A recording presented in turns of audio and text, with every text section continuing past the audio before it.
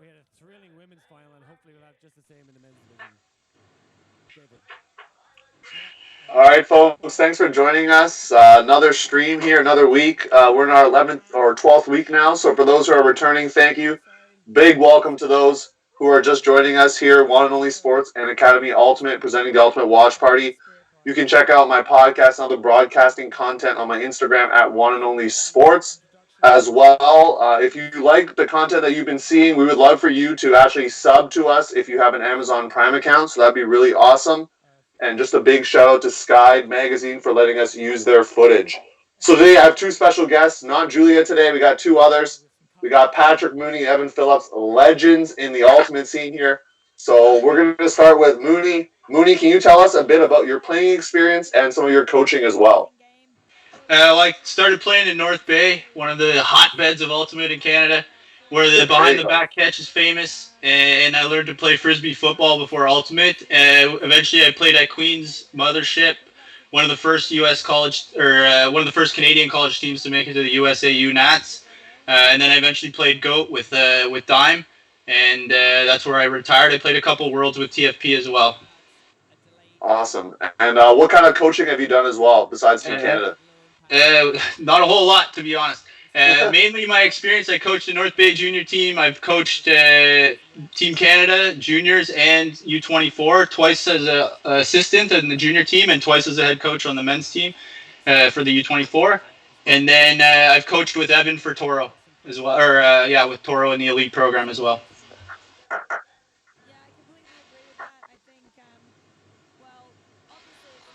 And the other coach we have here is Dime, Evan Phillips. Evan, where have you played and coached at? I started playing, it was a long time ago, and it was foggy, but probably like 1993 in Toronto. I'd say I started playing. Played from then until I think 2009 was my last year with GOAT. And got coaching pretty quickly after that. Carla, my wife, Carla DiFilippo, great coach, sort of got me into it as like a good thing to do after your full-time sort of playing career. So it's been, basically end of playing career until now with Toro and the Leafs Ultimate Club that Carl and I started. The Toronto Rush for a couple of years, and the Toronto Sixers 2017 and 2018. So, yeah, a bunch. And Team Canada, of course, for this. Yeah, of course. And so as we're watching the starting lineups be announced here, can you talk about, for each of you, the process of becoming a coach for Team Canada? Maybe people watching the stream, especially those who might watch it later on, they might have interest in coaching someday. So how did you become coaches for Team Canada? Well, for me, I actually got involved one summer when a guy on my GOAT team, Kurt Nyland, kind of got me interested to come out. I wanted to get involved with coaching. He was the head coach. It was his second go-round, I believe. He'd coached in Vancouver in 2008 with the junior team, and so I was his assistant. At that time, the process was a little more straightforward. You just had to be interested. I think there's a lot more now that the coaching program for Ultimate Canada has developed so far. That there's a lot more certification and stuff involved now. And so I always laughed that even though I reached kind of the Team Canada coaching level, I may not even be able to Team Canada coach anymore because I don't have any of the certifications. So, but that's how I got involved, and then I just slowly progressed up the ladder. Yeah, no, that's awesome. And Dime, what about you? For Team Canada, perfectly honest, Mooney asked me to coach, and I said yes. That was sort of what happened. I think, is that fair to say, Mooney? I think. Yep, absolutely. Yeah. So a pretty simple process. And I think it's a good thing for most sports, like the head coach, it's not a terrible idea for them to pick the assistant coaches. So it was good. And how it works is it's not as simple as me asking Dime, right? It's asking Dime to apply. Dime goes into the pool. Right. Ultimate Canada selects me. They select a group of assistants, and then I pick from that group of assistants. So it's not simple as the details. Yeah. I just don't want to give anyone the impression that it's just given out spots to friends or anything, but it's a formal process. It's just you want the best people involved. So in my head coaching role, I always seek out people like that I think are better than me at the job. I like surrounding myself with excellent people, and so I ask a bunch of people that I think would be awesome. Dime was one of them. Well, that's awesome, and thank you for sharing that. Excuse me. For those who are watching the stream here, feel free to put in your questions in the Twitch chat. They would love to answer the questions for you. One of the big questions people will probably have when they look at a Team Canada team is, how do you go from all these pool of applicants, people that are good players, to then pick the team? Well, I think it's challenging. I think part of, at least for me, the helpful aspect is kind of building up through the ranks. I was an assistant coach with the junior program, and a lot of those same players were the ones that came to tryouts later on. Luckily, we have a fairly small pool in Canada. I mean, luckily for selection purposes, it makes it a little easier. That we kind of have a good sense of who from around the country is good. Then we have tryouts kind of spread out throughout the country. And that's kind of how it works. And we rely heavily on the references that people have and their experience that they've built. It's very hard to just run a tryout and see someone one weekend and then run another tryout in a different city 3 weekends later in different conditions and expect it to compare everyone. So it's heavily based on the resume that you've built, and then it's building on people's experience like Dime. Dime was heavily involved in juniors at that point. He knows a lot of the players. He knows who he's competed against. So that's a big part of it, at least in my eyes. I don't know if Dime has any thought. Yeah, no, I think that's pretty much it. I mean, it's tough when you're doing a trial process and you never actually get a lot of head-to-head competition with the players. So the references are huge for sure. And this was a unique year where we actually tried to bring everyone together later on and pick the team after kind of an amalgamated, big TC event. And so that was an attempt at trying to have people compete with and against each other. And it was a first time for it. So, no, that's great to hear as we see the players getting pumped up here. Looks like Greg Moore in the middle there. Getting the boys fired up. But we got a couple of questions here in the Twitch chat. So Fred Oz, I hope I'm saying that right. What's the difference between coaching a U23 team and, say, a college team or an older club team? So what are some of the differences? Dime, you've coached, obviously, this team and then GOAT. So what would be the difference between coaching this team and then a team like GOAT where those guys have been playing for maybe 10 years or more? They've kind of been through the Team Canada system already. I mean, I don't think there's a ton of different, strategy, what you're doing on the field, what your plays are, what this is, what that is. I don't think that stuff is different. I think my first experience was with this Team Canada, and I think just the super short length of the season is the big difference. You really have to pick and choose what things are important. You can't waste any time. You've got 3 weekends at the most before the tournament starts, so it's about picking and choosing what's most important. I love coaching the juniors where you have the whole season and 30 practices, and this is boom, boom, let's go to Worlds. And for me, I love coaching this age group because I feel that they're capable of putting into practice what you tell them almost immediately. But they're also so interested. It's like college basketball. They're still interested to get better. They're not. You're not dealing with as much probably ego or expectation of what's deserved because I've been here. Everyone's new. It's everyone's team, right? I see we went up with the break chat before the game even started. Yeah, I was going to say, can you talk a little bit about that? Because I know that appears in the highlight video as well. I posted that earlier on my Instagram this week to get that was the boys. That was something that I've never been interested in. That's something that we left to them, and that's what they came up with. Yeah. So we kind of had one cheer for breaks. We had one cheer that was kind of for other things, and so that was our break cheer. We sent them back to the other line. Maybe seen as some disrespectful or something, but I think for the most part, when we told the other teams and we talked to them, I don't think we ever got the sense that it was seen that way. Someone says there's an echo, so if you want to look into that. Cool, and you have your first D-line out here. It looks like a bit of a zone look. So when you dial this up, are you putting your top 7 D guys out here as you get a turnover right away? Yeah, I think the thing is, for me at least, a big strategy of going to Worlds is that no one's played together. So firing a zone at some people right off the start to be like, I know you've never been felt this pressure, this heat, and now you can't just run your best player out and it be a one-on-one battle. You're gonna have to beat my whole team to get down, at least for the first couple points, and we'll work from there. So it was effective. We got what we wanted. We set up a 1-3-3. We got a turn right away. We made maybe a bit of a quick error there. But nothing's won or lost on the first point of the game. It was something that to us gave us a sense that we could generate a turn, and something we stuck with throughout the game. Mm-hmm. No, that's good to hear. And we talked a bit earlier off air about the training camps and sort of also picking the team itself. So, Diamond, did you want to talk about sort of how you and Mooney picked the team, working together, obviously, with the mixed team coaches as well? How did you get that figured out? No problem. So, like Mooney mentioned, we selected a pretty big player pool. I think it's worse, Tacone. Are we good? The audio's worse now. Oh, okay. Sorry, Dan. Anyway, yeah. We had a player pool.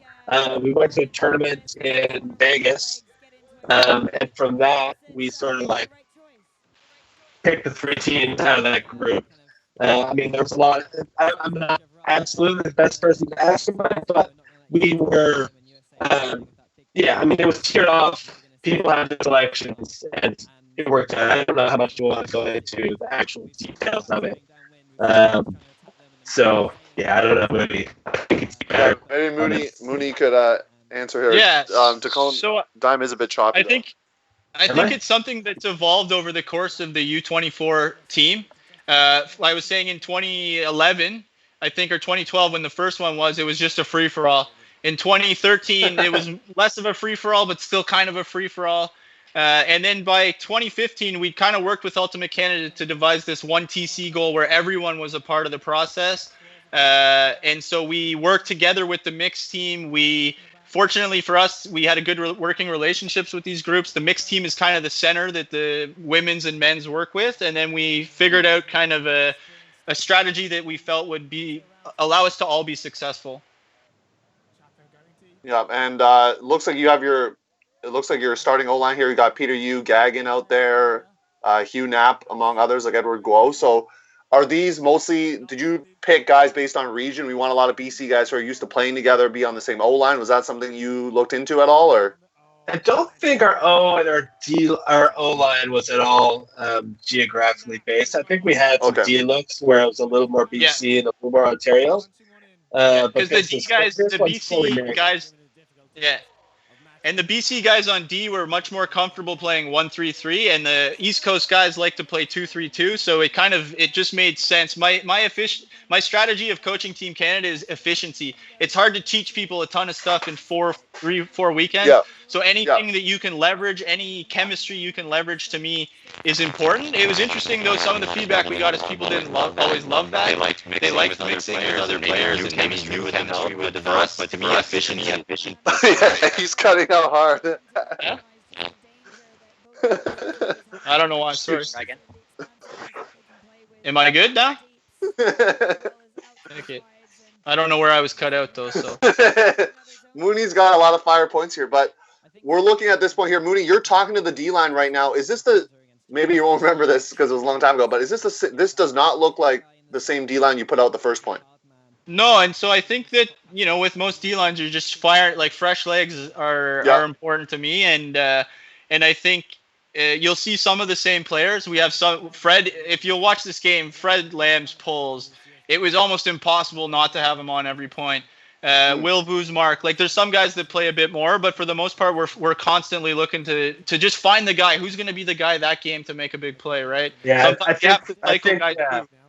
think just Fred Lamb, for anyone watching this throughout the rest of the game, his pulls are technically perfect. I think.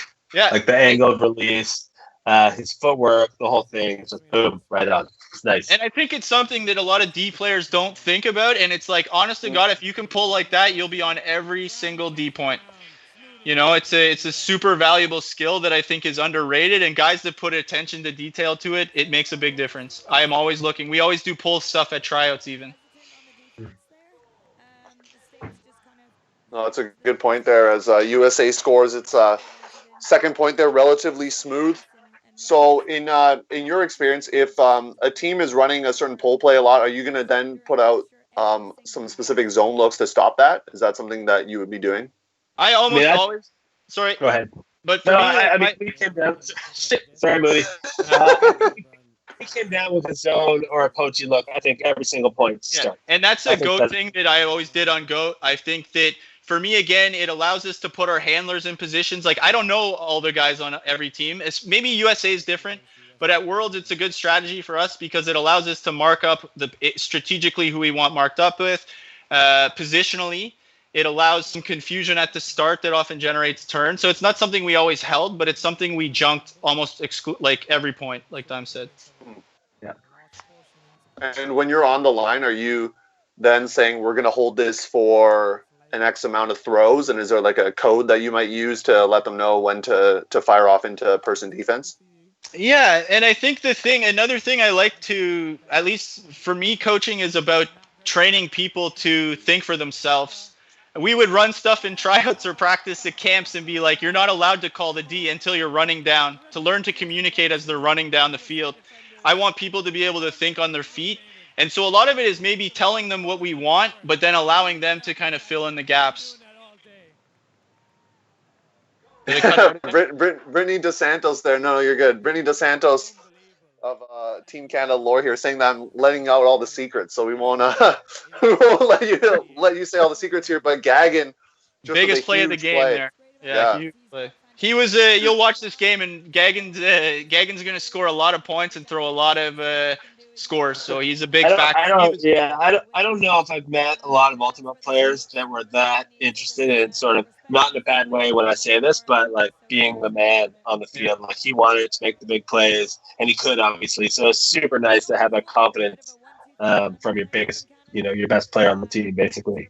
Yeah, and he wanted, like, I remember strategically one thing we did at this tournament. Jerry in the house. One of the things we did at this tournament was to sit people for one game, to try to rest people for at least one game, and not just rest them, but give them a focused task. So it was kind of like an AUDL style setup where we had 21, 22 people active, 6 people maybe with a task, like Greg on water one day, someone helping us with lines, someone helping bring stuff out to the players when they need it. And so for me, that's what we did. And I remember when we did that with Gag, and he was just like, I don't want it. Like, I want to play every point, and I love that about a player. I want that from all my players. Especially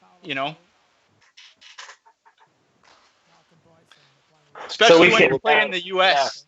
Yeah. You don't want anyone back. We came down person there. It's a little slough on the handlers, I think, Mooney, right? So watch here. Everyone's going to cut out and slough into the lane and the throwing lane. Try to keep the disc kind of in the backfield as long as possible. Just another form of junk. Pretty much a man junk here. Yeah.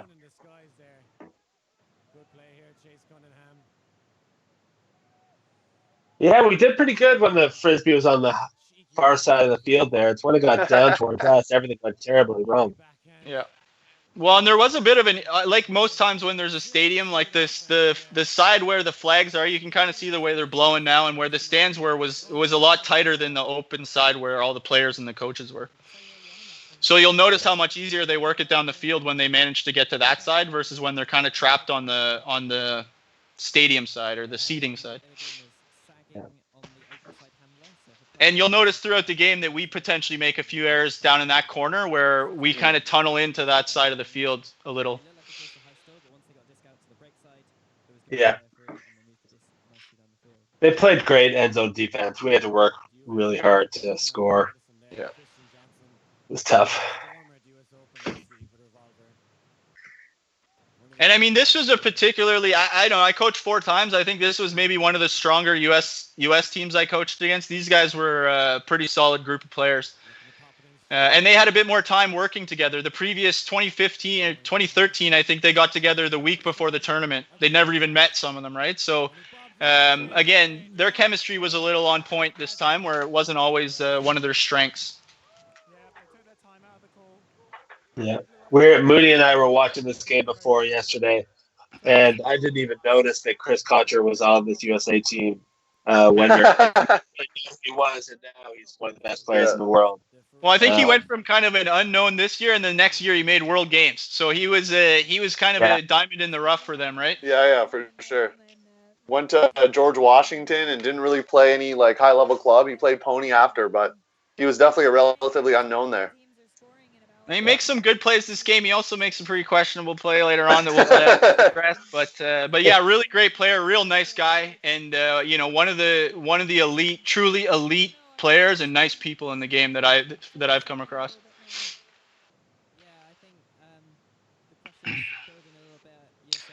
So another thing to notice how good Fred's pulls are is watch how they compare to everybody else's pulls. And they're always inbounds. They're deep. Not to say they have bad pulls, but Fred really, I just want to praise how important it is to have good pulls to set up a D. We're on O here, so maybe we want to talk about O, but I can give you some principles of how I coach defense later on if you want. Yeah, no, I think that last play when Gagan caught that big pass, we basically were going for the, almost the same thing on the second play with just like a small wrinkle, like one extra pass thrown in there, but end result is try and put it to our big dog and hope for the best. And it worked, so that's good. And one interesting point about this game on an offensive note is our second big kind of horse, like turning in the lanes cutter, Kevin Grew, had separated his shoulder the game in the semifinal and essentially was out there playing one arm. With him, we kind of decided that even him being out there was good enough. It was something we took from an old Mike Grant game where it was like just having Mike Grant on the field as a distraction. And Kevin, he's one of my favorite players I've ever coached. And you'll see he battles out here. He fights. He throws. He really took one for the team. And it's always been a special moment for me as a coach that he did that for us and his teammates. He was in a lot of pain. Yeah. Without question. Big time. And watching pulls here, we see Will Vu just pulled that one, and we see that it ends kind of short of the brick mark there. So kind of what you were talking about earlier with Fred Lamb's pulls. Yeah, so for me, the 5 principles, I don't remember if I can remember them all now. I haven't coached, but it's like get the pull in deep and like even if it's not deep, just get it in bounds. Get down hard on the pull.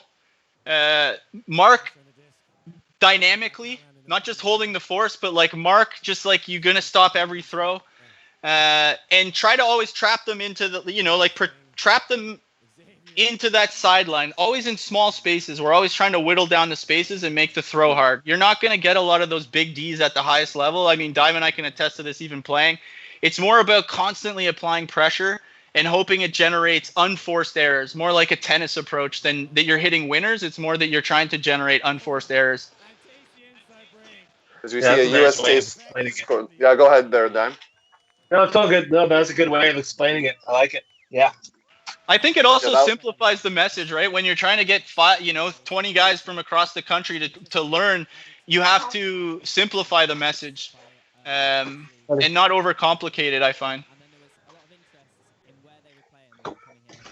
And again, we're against a really tough team here, but in the semifinal, you'll notice we played the same exact strategy and just throttled whoever it was, Japan, I think, at the time. Japan, yeah. And so you see, like, it's tough at the highest level to generate unforced errors. And when you're playing these games, as you'll notice, even if you look back to that first point, an unforced error where we could have scored a break on the first point, it's like those, when you look back at the game, same with 2013, that's the difference between winning and losing is those small unforced errors at inopportune times, right? They're going to happen. They're part of the game. It's just trying to minimize as much as possible that those happen. Yeah. And with your O-line out here, guys, is this the same line you would run out, or are you rolling with a couple different people? I feel like similar line. I don't know if we played with Peter Yu on the O-line for a lot of the tournament. Is he up there? Yeah, there he is. He's out there right now, and Grew makes a huge catch. He got 24. And I think we were trying to just give us a little bit of extra pop on the O-line for the final. Like, I don't remember the exact reasoning, but I thought it worked well. So you also have to remember that at Worlds, you play maybe 10 games, and 8 of them are not very close. So O is actually not something you practice nearly as much as D.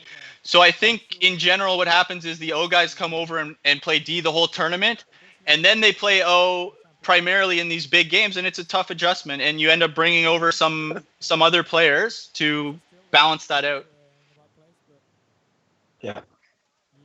Yeah, I think in those 8 games, team would be playing 90% points, and then one big game comes around, and O is playing 70% of the points. Like, it totally flips when the competition gets better. So, Nathan, I don't know if I'm on the exact same time as you guys, but Nathan with the step over after the grab there.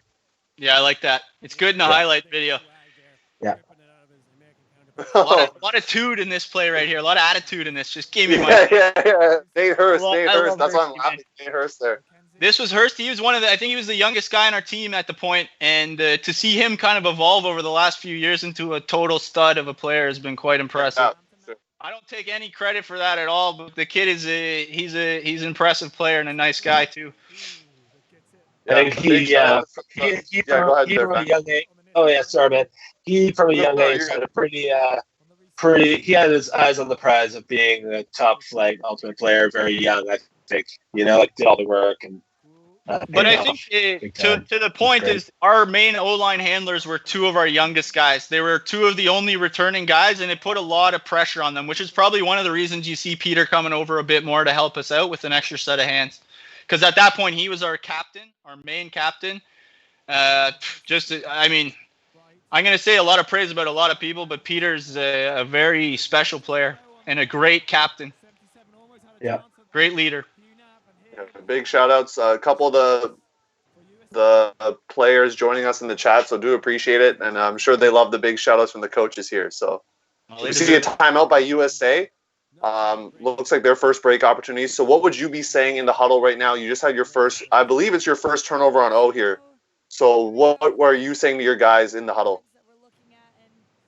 So this is an interesting one because I think what would have happened is I'd probably be talking in this huddle, and when we call a timeout when we're trying to get a break, Dime would come over and work with my guys. So I think for us right now, it's trying to, like, you'll see me in the huddle there being kind of the one that's talking. Yeah. And so I think the strategy is like, look where we have them right now. We have them trapped in a really crummy spot, and we need to apply pressure right away. It's going to be our best moment to apply our pressures right now, right? And so everyone has to be like, ensure we don't check the disc in until we're ready. Like, we don't give them an opportunity to just walk out of this dangerous position easily. And from there, we're probably strategically just playing man. I hope I'm not wrong here, but just an aggressive man and trying to trap that sideline, hoping it turns out. Yeah. And something we talked about off air as well is that, there's a head coach and an assistant coach, but oftentimes the coaches get split up into O and D. So, Mooney, you were tasked with more of the D-line coaching. Is that correct? Yeah, and so I think it's more of a natural progression of the way the team's picked. It has to be kind of a head coach and assistant coach. But as I said before, for me, I don't see the coach as an assistant. The way that I see it is I'm looking for someone that offers something that I'm weak at. In this case, offense is not my strength. I want someone who can add value to my team and someone that I can look to for advice when I need it. I don't pertain to think I know anything more than anyone else about Ultimate. I'm experienced in as a player. And so for me, that's a big part of it, is finding someone else. But then once we're at the tournament, it's like Dime has his thing. I don't mess with Dime. We work well together. I trust him. And I do the D, Dime does the O. Mm-hmm. Yeah, and I think you were the head coach, so if I was doing something completely whack, you have the override power. I think, I think that's a nice safeguard to have out there. But it worked really well with us. And that's why I think it's important to work with people you have a chemistry already developed, right? It's hard to develop a relationship in 5 weekends with a coach, let alone the other players. So it's another thing that I recommend to people to leverage. I think it has to come at an expense of variety. Dime and I coach in the same system. We largely run the same. We have the same philosophy largely about Ultimate, and so there is a value to bring in someone else. I've always tried to get 2 assistants. It's not always possible. We were able to do it in Canada when the tournament was in Toronto, and I think that adds an enormous amount of value, but it's just not always possible. I think they did it in Waterloo with the junior team as well. Okay. Just if it's more local then. Well, and you get a West Coast coach, you get an East Coast coach, maybe you get a Winnipeg, a Central coach, and you get that variety, because I think you have to realize that these players have been coached in their system too, right? And it's nice to have a sounding board that they can go to and say, I'm a Quebec kid, I don't speak much English, I have a point of reference that I can go to depend on. So I think it's important, but at the end of the day, I think just like the team, it should be based on meritocracy and who's the best. And for me, I looked to who is the best at the time, and that was That was Dime. Yeah. And Dime, you're the O-line coach here. The team just got broken, first break of the game for either team. So what are you saying to the guys at this point? Are you sending out the same 7, or what's? It looks like a lot of the similar guys. I see Knapp and you out there. Yeah, let's see. I must be a couple seconds behind you here. Hold on. There we go. I mean, I'm guessing it was, 5 out Lamb of crossing 7 over. were the same. Adding Fred Lamb, who was super stable. There's no way he's going to mess up, basically. So that's the kind of player you want to add when you're going to go to the line with a couple right here, guys. before we go on, let's talk about this, because this is a good example of how if you can get 2 more yards on your huck, that's a score right away instead of this scrambly kind of like disaster of a play. And you'll notice that 3 or 4 other times we managed to get those 2 extra yards, and it makes a huge difference. So I always thought some of the best throwers I've ever played with Dime, with Hassel, it's that ability to keep that disc floating a little bit longer, a little bit further, Yeah, and it's funny, Mooney. The older I got playing, you still have the same idea of what you can do on the field, even though you're getting older and slower and weaker. And my throws were just getting like more warning track, like not a home run, just on the goal line, like year after year. So that, like, just the ability to get it to the back of the end zone there is so huge. I mean, we scored that one, but and you'll see like 90% of the turnovers in most games, or the most critical ones, are the ones that happen with 5 yards left, right? And so if you shoot yourself in the foot over and over from 5 yards out, it's pretty demoralizing. And if you can just get that extra couple yards, it's a big thing, right? Warning track power. And someone did ask earlier if that was your name, Dime, because you were throwing dimes. So it looks like that is the answer. Yeah. No, you were throwing dimes back in your heyday there. No, it's not. I don't think that's where it came from. Okay, so this might be our first downwind pull here. We'll see. Yeah, another beauty. And watch us lock down. So watch what Will does there. See how he manages to slow the throw to the collector and cover the guy with the disc. So that's like Will Vu on the mark was an assassin. He was the best guy I've ever seen on the mark. A really special player. He's a bit of a wild card, which is what I love about the guy. I always said that you don't try to put a saddle on a stallion, you just let him ride, let him run, and Will was one of those guys that I just love to watch play. Made me hold my breath every now and then, but always loved the guy. Yeah, you weren't sure if he was going to like punch you in the face or I don't know what was going on. But he was a fierce competitor, and this was an example too where we collapsed on that sideline throw and ended up kind of giving up. So to me, a zone, you have to make a critical decision whether to actually try to attack. I'm of the philosophy more like the Japanese style, that you always retreat and protect space as opposed to try to make plays. That's why I love the 2-3-2. I don't like overloading the field. I like junking things up, and I really like that you're never overly weighted in one position, because what you'll see here is the second we were toast. The second it went to the wrong spot, we were toast. I think they even tapped the disc back in here, even though there was a travel, and literally throw the same thing. That's how open the guy is. Yeah. That's an old dime move.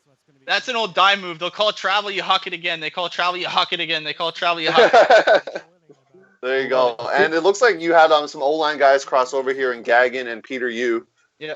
So it looks like you're maybe trying to get a break back early. Well, I think the thing is we're downwind again, right? Look at those flags. Yeah. So right now we're playing defense downwind, and we tried to stack a line. I think that's probably what that's about.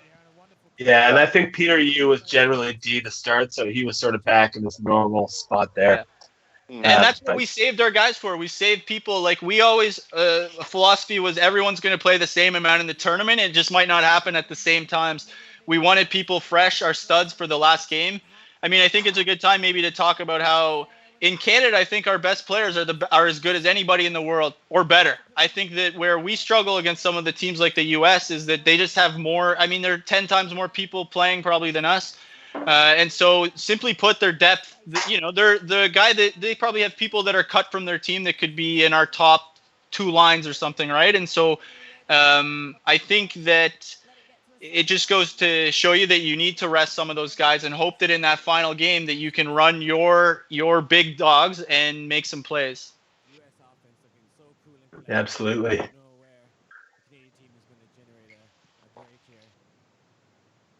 So me and the coach there are having a nice animated discussion on the sideline. Not sure what about there. I think we have a pretty good working relationship with the U.S. coaches. We've played against them, we've coached against them, and we've even kind of hung out with them after the fact. And so it gets a little contentious in this game, as we'll see later on. But I think at the end of the day, we all hung out at the end, and like no harm, no foul kind of thing, you know. Do you have any recollection of what that discussion was about, or what was? Do you know what you're talking about there with the coach? Think maybe the residences, the water temperature in the residences might have been a little cold or something. So maybe we were just talking about something non-frisbee related. I don't know. Yeah, gotcha. But no, so that coach's name was Joe. He's from, I think he played in Colorado. He was actually living in the UK at the time. A wonderful guy. I think his name's Joe Durst. Not Joe Dirt. Joe Durst. And, he's a wonderful guy, great coach. I think he actually coached a few times as the assistant. And Bob Cryer, the main coach, was someone that watch this play. Wow. He's a great player from Pitt. I forget his name off the top of my head, but Max Thorne. No, he might have thrown it, but the guy that made the catch there, excellent player, real speed, makes a few huge plays in this game. But yeah, great player, real fast. I think he plays for Trent Dillon. Yeah, that's his name. Yeah. Real nice guy. I think at the time he was their spirit captain. Real sweet kid. Real athletic player, and like made some real wild plays this game. And honestly, I think one of the big differences in this game is they made some, those 50-50 plays that can go either way. They made a bunch of them, and we missed a bunch of them. And often that's the difference between a game that's 15-14 and 15-11 or whatever. And they made some really impressive plays. So I think we call a timeout here because we're starting to bleed some breaks. 7-4 at least, as far as I can see. Yep. And so right now we're just trying to reset, just take a breather. I think often it's just like, see Peter, it's just take a breath, refocus. It's not a big deal. 7-4, just kind of center yourselves. Pete was great for that. Yeah, I think we left a lot of the huddles and team meetings to Peter and Fred, and they were so well spoken and so smart. It was a pleasure for them to be able to do that. And for us, I think there's a heavy burden as a coach to see who you want as your captains. Whether you're allowing a vote, you want the team to pick them, whether you want them to express your vision of what it means. I always wanted some geographical representation. So this year we had a Winnipeg. We had we didn't have Winnipeg because I don't think we had any Winnipeg players. Most of them played mixed. We had a West Coast, like a French captain, a Quebecois captain, and so we kind of covered our bases. So everyone felt represented, and they were all really strong players, strong people that the players themselves could also go to. Mm-hmm. And Peter was our kind of head captain, and he had 4 assistants. It was Taylor Cotwell, I believe, Gaggy, Kevin Grew, and I'm missing one, Fred, I believe, Fred Lamb. And our spirit captain, I think, I don't know, it's been 5 years, but I don't believe you need to be a captain to be a leader. But I think that the captains represent something, and kind of the vision, for me at least, the vision of what you want your leadership on your team to be. Because again, like we said, we let them run the huddles, we let them do the stuff because we trust them. Yeah. And you want your leaders to be just role models on the field. Any player who's not the captain can look at those guys and be like, wow, they're working the hardest. They're leaving their feet. They're yelling on the sidelines and doing all the small things. And all those guys did it for sure. It's nice. Yeah, whereas interesting, like in 2013, we had a great group of captains, some of the best players I've ever coached. And you're trying to balance personality traits. You want someone that's maybe rah-rah. You want someone that's going to just show up and work. And it's pretty impressive how easy it is to pick them when you have so many, impressive players from across Canada. It's actually harder to choose who's not going to be captain, right? And because you have so many good people to select.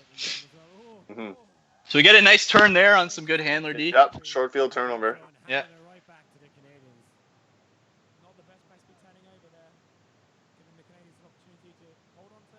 And so it's interesting. I always found that our teams, if you watch any of the other games that Sky had filmed, our teams were constantly being praised for how good our end zones were, and with something that we almost practiced more. We didn't practice a lot of set plays or anything. We focused a lot on end zone, and it just goes to show you how hard it is to do it well, even when you're good at it, when the pressure is up, right? So I always recommend to players, to coaches, to spend a ton of time on it. It really mimics a lot of the principles of Ultimate that you're going to see on O and D when you practice, and so I highly recommend to coaches that are getting started to pay a ton of attention to it. It's very invaluable to teach your team those principles. So, Mooney, you were breaking up quite a bit there. You're talking about end zone, I'm guessing? Yeah, sorry. I was kind of saying how important it is for coaches, I think, to invest the time. It's, to me, if I had I always think if I had $1 to spend on coaching in Ultimate, what would I do? I would spend it on teaching people how to play end zone. Yeah, and I mean, if you're playing, like we're playing a vert in the end zone here, really that translates into your offense going all the way down the field as well. So it works on both things at once. And for defense, it teaches us the principles of like collapsing space on the field, of how to adjust your mark depending on where you are on the field, of how to play physical, how to not get beat to the open side. Yeah. So we're kind of at the point here, 7-5, right? We're gonna, I think it's a game to 17, so half's gonna be at 9. Yeah, half at 9. And the way that I see this game, we're right tight in it. But I always think that the first points out of a half and into a half, the last points into a half, are always very important. And I don't think we do a very good job of finishing this half strong. Yeah, we see. I believe it's Taylor Caldwell out there, Fred Lamb, Peter Yu, Ian McKenzie, Jerry Boy out there. I think he was we got Samson Hoy too. Yep, Samson Hoy out there. Ian McKenzie, I don't know if you said him. So we actually are unfortunate. We lost a couple of our most veteran and guys. Like we lost Ian for most of the tournament. We lost Greg Moore, who was a big part of our O-line. We had Kevin down. I mean, every team's dealing with excuses, but when you're using depth as an excuse as to why you're not going to be as strong, it sucks every player that you lose. So here's a good example in this play of when we were playing, I think 2-3-2, and we gave up the middle very poorly. We tended to attack the throw instead of protecting the middle, and you'll see how quickly they advanced by us. I think the call's coming back on a travel, a veteran call by Peter. But that was a big part. I think for 2-3-2 and most zones, strategically, you want to protect the middle of the field, right? That's where the valuable real estate is. Keep them pushed to the sidelines. Use that as a limiter of space, I say. It's like a chessboard. I don't know. I don't play chess, but something tells me you should keep the middle of the board. Yeah, that looks interesting too. With we have advisors, right? So this is the first time that Worlds had ever had advisors. This was kind of a trial for the tournament later on, the adult tournament, and so I think we were all getting adjusted to their presence. We'll say. I know I was. Yeah. Yeah, it was a totally new situation for a lot of the players have been used to playing with observers, but the game advisors were new. Well, and they had it weird. It was like they had the power. I had heard that other coaches had gotten thrown out at some point in the tournament, so they had the power to throw coaches out, but they didn't have the power to make calls. So it was a very confusing kind of setup, and I don't think it was very clearly explained to everyone how their role would be. I think they could have done a better job of that personally, but I think that it's something new, and you're kind of ironing out the kinks as you go, right? Yeah. So we generated some turns, but another quick score, and we're not making the most of our turnover opportunities here. No. And when you're coaching and sort of dealing with that situation, what do you say to your D-line guys? They're getting turns, as you mentioned. They've had a couple. They had one turnover on the opponent's end zone, and then this short field one. So what are you trying to say to the guys to get them motivated still and fired up? For me, it's just a focus thing. It's more like your job as a defender is to get Ds. So to me, if we're generating Ds, that's the focus. There's a lot of positive to focus on. I'm not a big believer in over focusing on the fact that we're not getting. I also played for GOAT where a lot of the time, the way that I see defense is it's a slow burn. A lot of it is not about getting scores every time. I can think of how many games I've played where it went to 11-11. We hadn't generated many breaks, but we've got a lot of turns. and we had long grinding D points, and in the last 4 points it would go like break, we win 15-12. And so to me, defense is a slow build, right? It's not all going to happen every time. You kind of have to think we're still making progress. We're figuring them out here. Sorry, no worries. I think the comparison is like boxing. It's like the body blow, Yeah. body blow, and then bang the knockout to the face, and that's where you run off like 2, 3, 4 breaks in a row. Yeah. And that's Elite Ultimate. Like, to me, that's how it happens, right? Like, people make turns when they're tired. You have to wear them down. So, again, another reason why we play zone is like, we're going to make you work. We're going to make you grind, and we're not going to allow you to score a point in 3 throws. You're going to have to earn it off of us, right? And so you'll notice, like, say we score 11 points, I think, in this game. We score 6 or 7 of them real easy. And they score none quickly, per se. At least not in the first 2 or 3 throws. They score pretty easily at certain times, but yeah. But I think, we didn't work on set plays too much. We worked on like our we didn't general. Have set plays in our. We didn't have it in our playbook. We didn't have set general. Plays. We had general philosophies. It was like good handler movement, trying to work it side to side, and clearing space downfield for the cutter. So sometimes you really see it. And sometimes it didn't work out too well. But this is the 3rd time I've watched it in the last 3-4 days, and you watched it a lot there. I think the team did great. Yeah. Looking at what we tried to work on, we did it for the most part. So it's good. Nice work, guys. We have a bit of a discussion going on here, but one of the big questions we had is, did you do any sort of like mental strength or mental skills training with the team? Do you feel like there's a potential mental block or kind of thing? What I would compare to is Ring of Fire. Ring of Fire's made the semifinals that USA used for many years now, but they just can't seem to get over the hump and make it to the final. Yeah. So is that something that you feel Canada's players sometimes have when they come into these tournaments where they're facing the US in the finals? Absolutely. I think that there's a abundance of USA ultimate media that a lot of us see. Yeah.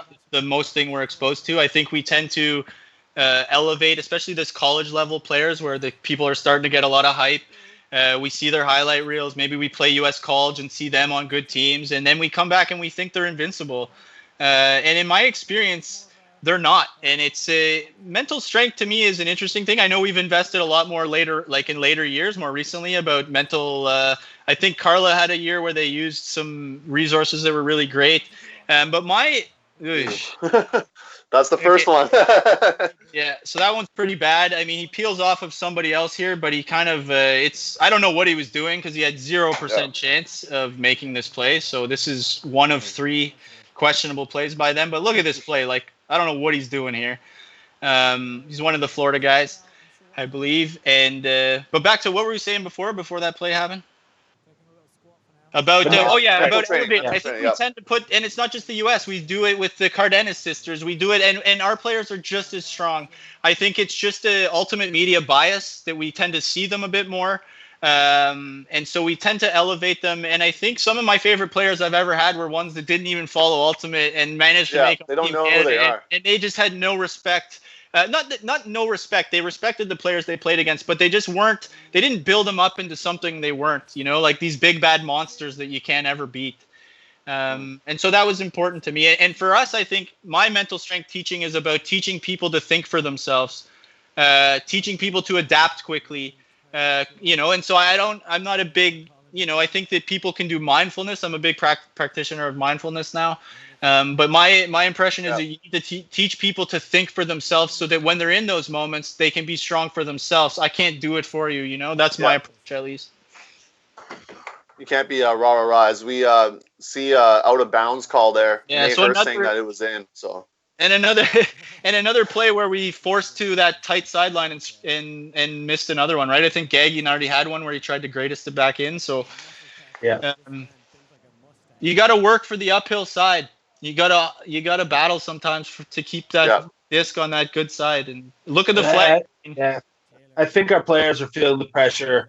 It was hard to move the disc into the end zone, so the idea of just trying to finish it was getting into their heads. And up there. It happened 2-3 times in this game where there was really no need to float one out there, and it just. And I think one thing RO, if I had to be critical on defense here, one of the things that happened was I don't think we did a good job of adjusting when we made turnovers and kind of buckling down on defense. It's funny because as a coach and player, as players, Dime and I were very opposite. Dime was aggressive thrower. I'm a very cautious guy. My goal was to never have a turnover. I didn't huck. I played a small ball ultimate. And then when we coach, I always found Dime was more conservative, and I was always just like, let her rip. Like, we'll play defense. Let's commit to the idea that we aren't afraid to turn the disc over. Let's pick it up and rip it. And I think the same goes for D. And you can tell that often we aren't ready to play defense. We're more feeling sorry for ourselves or something, and they scored a couple times where they just pick it up and rip it, and we're not even anywhere close to it, right? And that's just a focus thing. Again, another thing that you can work on as a coach with your players is being ready, being able to I don't have a man, but we can work it out in a snap, right? Communication is big. There's a lot of exercise. Yeah, we would in our Toro practices the last year or two. We would do, not for the whole season, but for a good chunk of the season, we would do drills, just like up the lines or standard ultimate drills. But if you dropped it or turned it over, you would have to run and find a coach would be standing somewhere on the field. So as soon as the turnover happened, you have to bust your ass and not put your head down, not solve, and high five the coach, basically, which is a good idea. I thought it was a great way to get the guys active after you turn it over. Well, I think it's funny because on offense it's easy just when there's a turn to run and gun, right? You got a bit of juice, you're ready to go. I think on defense the hardest part is to also have run and gun, but to be focused while you're doing it. You have to pick up guys, you have to communicate, and it's again another thing that I spent a lot of time preaching in our camps. Whether it's by, like I said before, having people run down on the pole without actually having a play called so that you have to do it as you're running down. There's various tools that you can use to force communication. And you'll see it in a lot of sports. I think Ultimate's bad at it. Hockey's awesome. Watch a hockey game and hear them record. Watch a basketball game. They never stop talking. Ultimate could use a lesson on that, I think. And not just loud talking, break, there's a huck, whatever. Focused stuff. Yeah. I remember I'm a big believer as a coach, not as a player, but as a coach to, you're on the sideline and just constantly talking to the players. You can follow the play down the field, and you can't really do that in any other sport. Soccer, every sport you're contained to an area. And I found it super frustrating in this game that you couldn't be on the far side of the field where the stands were. Well, and that's right. That was one of the reasons I ended up getting tossed from the other game was I was on the wrong side. I stepped into the wrong area and I, without knowing, bumped into one of the advisors and was thrown out. And so it was a weird thing to be told where you were allowed to stand for the first time in the tournament. And that game we were kind of thrown onto to this field, actually. We were switched at the last minute. We didn't know the rules. And so we were on the wrong side of the field a couple times and maybe upset some people. I don't know, but it's hard. It's hard to have that. And I think for me as a coach, I always wanted my players to be able, again, that adaptability. I want them to hear my voice and be able to adjust quickly. And so, again, that's a big part of what we're trying to build with them is that ability to think for themselves and adapt on the fly. And then take instruction and apply it quickly, which is, again, the beauty of this group, right? They're so keen. And they can implement what you try to teach. I love this coach in this group. I'm getting nostalgia. No, it's good. Just thinking about it. Yeah, I'm sure you can tell Mooney's bringing. I know we're trying to answer your questions, but Mooney and Dime can talk about this game or talk about Frisbee for a long time, so we love it. We're actually not going to take a half. We're just going to let the halftime ride here. Okay. But one of the big questions is, for someone who's 19 or 20 and they want to get to that U23 level. They didn't play TC at U20, let's say. What can they do actively to try to get there? I'm going to let Dime field that one because I think Dime is one of the best people at developing players in the country. So I want him to say his big piece. shout out. It's no joke, man. Look at the elite. I think the steps are if you didn't make that U20 national team, you're looking to make U24 or a senior team later in life, first thing is you got to find yourself a good team. You have to grind your way on to a team, to get those reps in at a high level. If you're stuck, playing mid-tier teams, it's so hard to transition to a high level. So first thing, even if you're bottom of the roster, even if you're practice roster, boom, get on a team. Second thing, I mean, you have to find your niche. Yes, you have to be able to throw, you have to be able to run, but a specialty, I think, with having a solid overall game with a specialty of, and yes, I can do this really well, really goes a long way. Plus, you like 5 tool players, but if you have one really, really good tool, you can make it onto the team too, right? And I think like 4 decent was great. And I think the same advice Dime gave is for coaches as well, right? Like find yourself a good team, start as an assistant, maybe volunteer, work your way up the ladder, coach different genders, coach different age groups. It's the same way, right? You got to kind of get your feet wet. And I think Ultimate's still such a small sport that if you do have that brand recognition, is like, oh, this guy just made GOAT. It's a big feather in your cap, right? And so I think a lot of the work is done before the tryouts, like Dime said. But yeah, I mean, for the U24, you can't just be the fast guy. Like that's not going to work. You can maybe be the fast guy. You can maybe be the fast guy for U20, the fast tall guy, but for U24, your skill set has to be, pretty balanced as well. So, I mean, it's a lot, but find your niche, find what you're good at. I also think, too, go to tryouts, and we talked about this last night. It's like when you go to tryouts, play the game. Like, show your skill. Like, focus in on what you're good at. Do the little stuff. Ask the coach, like, what can I do here? How am I doing? The little stuff, right? It's like going to a job interview. I always tell players, it's like shake the hand of the coach after, say, it was really great to be here. I thought I could have done this better. I think I did this well. It's like people, I don't know, maybe not everyone likes that, but to me it shows that you're coachable, right? You got to show at a tryout to a new coach. Convince me that it's going to be easy to work with you. Because we were talking even before, skill's a part of the equation, but so is being a good teammate. It's so is being there when there's no points to play and you're still the person that's bringing other players up, and that's a big part of it. And so it's hard to pick that at tryouts for players to know how people's attitudes are. So you kind of have to work a little harder to express yourself, if that makes sense. If you're a player that is going to bring the team vibe down, like your energy is going to bring other people's energy down, you better be the best player in the world or you're not going to be on the team. Like I think the ability to bring others up with your attitude, whether it's during a game or out at the bar or out throwing on a field, the ability to raise people's attitude is just so key. So that's like, if you're trying to make a U24 team again, bring other people up. It's huge. And like Mooney said, like hot tip everybody. A handshake, like just making yourself stick out among the 80 other people the coaches, that are all very similar. It goes a long way. Yeah. And it's not to say like go around kissing people's butts. I would never respect that sort of thing. But what I think is, it's part of showing your maturity. It's part of leaving a memory in the coach when they're leaving tryouts to be like, that was a nice guy there. He seems like a good kid. So it goes a long way. It's a simple human thing to be, But it's funny how many people I think are shy, or they think that it would be seen negatively. And, I always said that even at tryouts, like the people that get cut are still a part of Team Canada. They're still a part of elevating the team to push people at tryouts. And so I think a big part of it is kind of, again, showing up, showing that you're a part of it, letting people know that you can help on the sidelines, all these things that are really hard to see. So you're kind of forward now, so you got to back up a little bit there in the camera. There you go.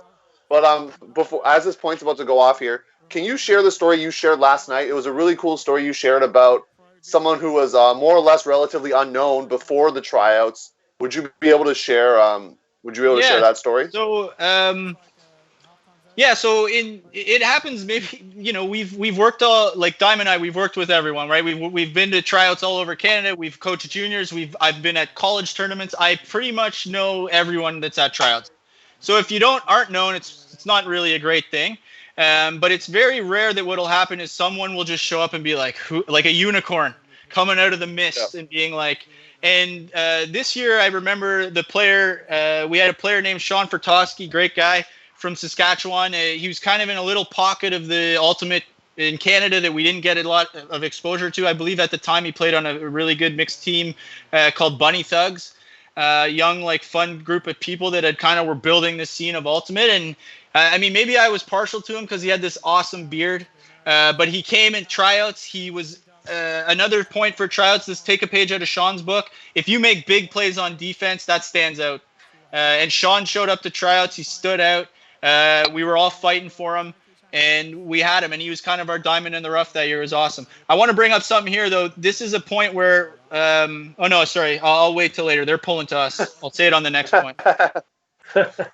But yeah, there's usually one person a year, right? There's some people, like, I remember this past year, my wife, Caitlin, who coached in Australia, there was a girl named Sarah Norton. Hadn't played a lot of Ultimate before, I believe, from Edmonton, another small little spot where we don't see a lot of people, dominated at Worlds.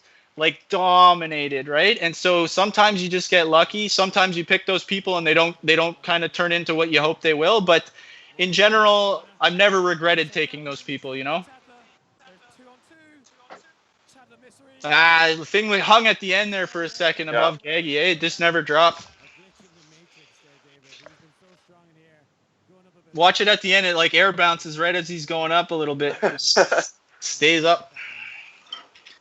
Gaggy had some sort of magic in his shoes and his hands this game, though. Holy smokes. He did. I feel like things were going. I mean, it's 9-5, and we tried to go back to the well a little bit of what worked in the first half there to open up the second. But for sure, it was forced a little bit. The stack was too deep. He was too deep when he threw it. Yeah. And there's no room. They had two or three guys. Yeah.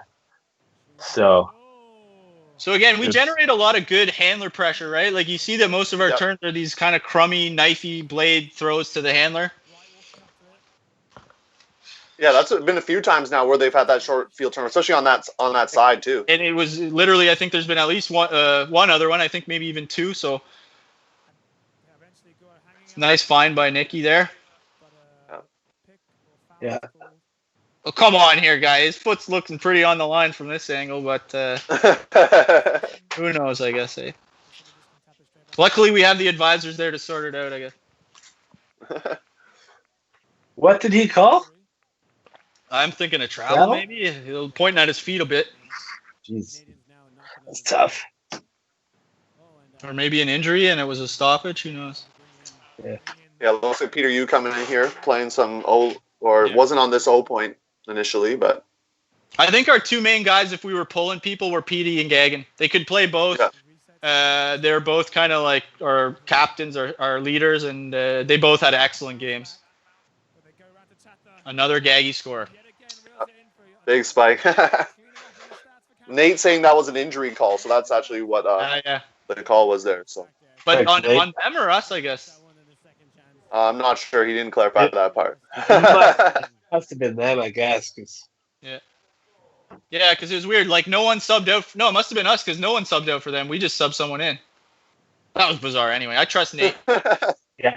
He says it was their guy. He says the guy that was covering him called it. So, do you want to bring up that point, Mooney, that you were going to talk about on D-line here? Yeah, okay, so this is awesome. So this goes to show you, we had my wife and her, so my wife at this time was the assistant on the mixed team. Her and Dan Turcotte, the head coach, were up in the stands, and they gave us a tip at halftime that was like, let's get our pull down into that trap side corner. So watch, like, you've seen Fred pull 10 identical throws. Watch him pull the next couple. I don't think it's on this point particularly, but the next point, I think we actually eventually generate a turn. And it was a really good strategy. I think that it's funny. That's why I think there's a huge value to allowing outside people to scout your game actively. I do it a lot over time with like the rush and stuff. I watch the game separately and I text notes too, because I think it gives you a different perspective that as a coach on the sidelines, it's hard to see. You see it in football, you see it in other sports, but like, look at this pull, right? That wasn't anything that we came up with. That was Caitlin and Dan. And we got them right where we want them. Look at this. Kind of stagnant with our zone, crunched in. I think we get a turn right here on a hammer maybe or something. Yeah. And so, boom, Caitlin Lovett, Dan Turcotte, turnover in there. I don't think they made it on the stat sheet, but they certainly did in our hearts. Big shout out right there, yeah. And let's give Nathan K here, who made that sweet highlight video. He's cruising by in the bottom. Little Nate K shout out too. Big time photographer, made some awesome videos. So Yep. make sure he gets his shine too. So nice lefty throw there. We got a lot of lefties on this line if you can look. Will Vu, Jerry. We got Gaggin out here. So we're now working on the upside a bit more, right? I mean, that was a bit of a rocket, but those are the type of the plays the U.S. did not really have this game. Yeah, they didn't make this. Yeah. So like an unforced error, right? That's it. It was like the hammer that was just thrown, unforced error. That throw, unforced error. So you see, it's not often these monster Trent Dillon layout D from behind plays. It's pressure and errors. And I think everyone wants to make the big play. And the greatest defenders I've ever coached are the Andrew Carrolls that just constantly apply pressure, make the window super tight, and then also manage to make the big play every now and then, right? So again, generating turns, but not generating breaks. I don't think we have a single break yet, correct? I don't think so. No breaks yet. Lots of turns, but no breaks. So is that something you would suggest in tryouts as well? If you're a defender, if you're like, how do you want to separate yourself? Because a lot of times most times you make a team because make their D line. So how do you separate yourself as a defender? Maybe you don't make the big plays. How do you then separate yourself? I don't know. Like, part of that advice comes from the fact that I think that you don't need other people to play good defense. You need people to help you on offense, right? You can huck the most beautiful huck if it goes to someone who can't jump and they get skied. So I just think defensively as a mindset when you come in, it's kind of like I will take ownership over the things I can control. I think that you bring up an interesting point because if coaches are looking for shutdown defenders, how do I show up and I could shut down someone all weekend and I might not get noticed where, for D or anything, Sean had a big weekend where he was making enormous plays and it stands out. I think the thing is if you are a lockdown defender and you're playing at a U24 level, you'll be on one of those good teams and that's how you get on. It's not so much what you show at tryouts, it's the fact that you're like, man, you guys got to take this guy. He's our lockdown defender, right? Like anybody that's really playing Ultimate at a high level knows that the real defense is played this way, not in like the epic kind of layouts and skies. Those are once in the highlights. Yeah, those are what you see on the highlights, but not what generates true elite ultimate turnovers. Yeah, I played on. Who did I play? I think it was the Nomads many years ago, and one of the guys on the team, Mitch Scott, we get into a huddle, and he just laid into whoever was there. It wasn't the whole team. And his whole shtick at that point, I don't know what his shtick in life is, but at that moment, he was like, if you got a layup D, if you got a D, you effed up because your guy got open. That was his thing. It's like you shouldn't even throw to your guy because he's completely shut down. Don't get a D. Just don't let your guy even. And I think it's a thing that players don't think about. Like I remember the year I was training super hard for 2011 for a GOAT was I would go to men's league and be like, my goal is to limit. I want to keep the number of throws to my player to like less than 20. So it's not. Do you actually think that? Yeah, and so it's like I didn't care about how many Ds I got. I just want to be like my guy is going to be minimalized on the field. Not like I'm not going to generate a ton of Ds. So here's another example of them making kind of like big sky plays, just getting lucky. Yeah. They made every one of these 50-50 balls, right? Yeah. And Dylan with the grab. Oh, look at Malky, a little foul. Good play. Questionable spirit, but I wouldn't be one to judge Malcolm for doing that. I might not be perceived to be the one that's the cleanest player, but we're never encouraging our people to do that kind of stuff. But at the same time, I'm not gonna give him any crap for doing it.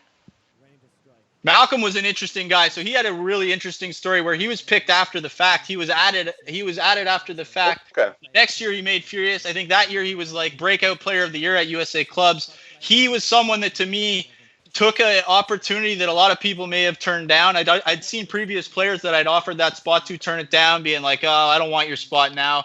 And Malcolm took it. He never moaned about it. He didn't do nothing. He showed up and he ended up being in our final 7 players. Like, how impressive is that? To go from the last guy in the team to one of the studs. And probably underused in the tournament as well. Yeah, I just don't think we knew his true value until at the end, and it was we realized his foot speed was insane, his handler marks, he was a versatile player, and I think that you can see as he's evolved in club that he's become a really like special young player for Furious. Young up and comer, yeah, for Vic, sure. I think he was at Vic too. Ben Burrell as well was someone we didn't use too much that turned out to be a really good ultimate player. Who was that? Ben Burrell. Yeah, another UVic guy, right? Another UVic, Yeah. And it's funny, I was found in Vancouver how different the vibe was between the UBC players and the UVic players, and they're it's just like a different. They're both BC, but they kind of have a different vibe or a different style, and it's a cool to have a mix of both of them. I think it's probably about a 50-50 blend between the two groups. Yeah. But yeah, Ben was another guy. We had a hard time figuring out where to put him all year, and in the end, knock ourselves on the head for being dum-dums, but the guy's a pretty stud O-line player. I think that he was figuring out for himself how to be more efficient, make less mistakes. I think he was still fairly new, but in the year or two after, like look from this point to when he was one of the big players in the AUDL final, right? Playing against some of the best players in the world. And it really, I think that as a coach, you always love all your players, but you're always impartial. It's kind of like your kids or something. And Ben was a guy that I always really loved. He's a fiery guy. He's got a bit of sandpaper. And there we go. Yeah. We're on the board again here. I think and I feel like on our yeah, that was nice. I feel like we had enough, or in my mind, I think it was like a backwards way of looking at it, looking back on it now. But we had several guys that weren't super tall. Yeah. And I think in my mind at that point, it was like we can't add we need another tall, fast, sort of imposing type player on the O-line. But Ben's like Ben kind of fits the like Mark Roberts mold, right? It's like he gets for this that you're like, how is this short guy getting up against this guy? Like he continually kind of made plays, just like Mark Roberts for Furious back in the day. That was like, this guy's incredible, right? Like so. Agreed, and we just didn't see it fast enough. Yeah. Or maybe it just develops the next year or the year after, whatever. And I think he took some ownership over the role, and he made the most of it too, right? That's kind of Ben's character.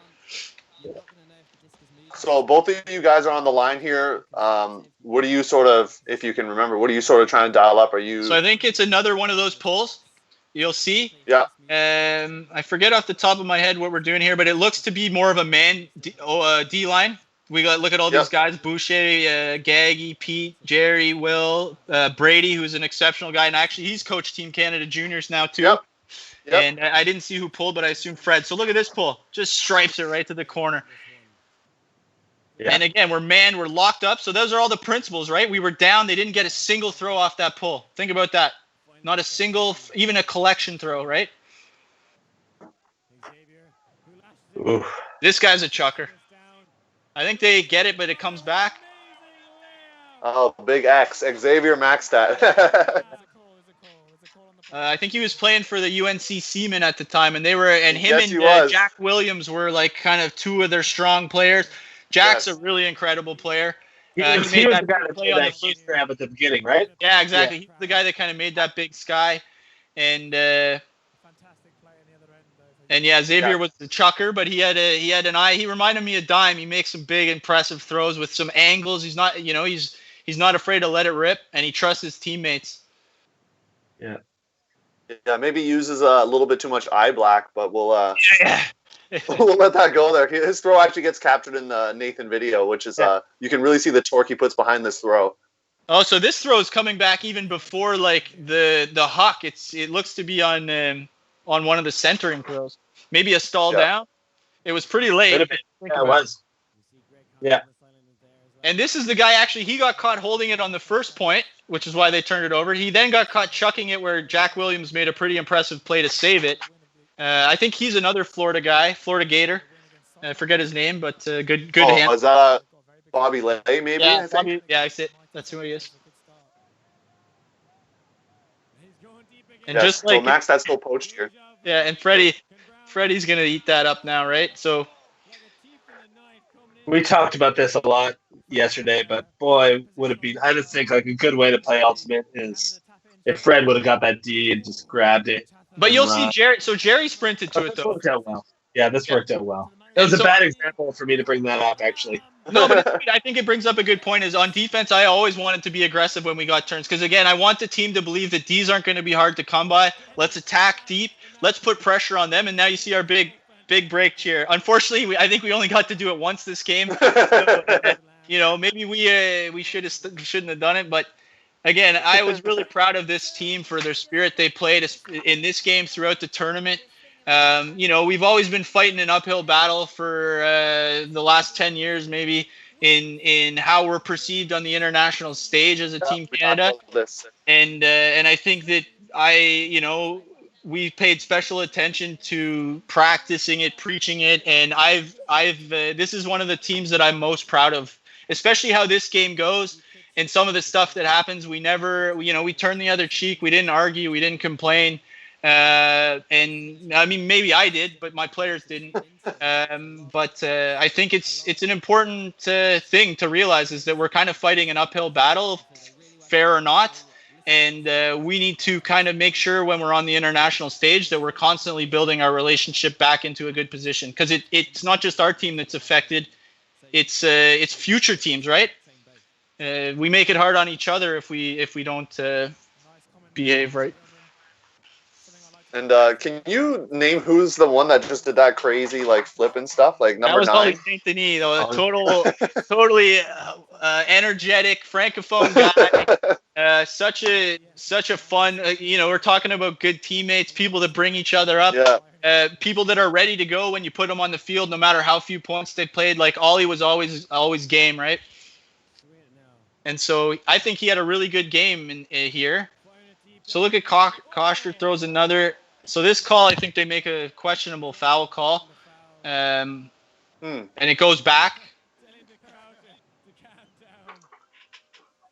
I don't hear what the announcers are saying. This was a critical moment in the game right here. Yeah, 10-8. Yep.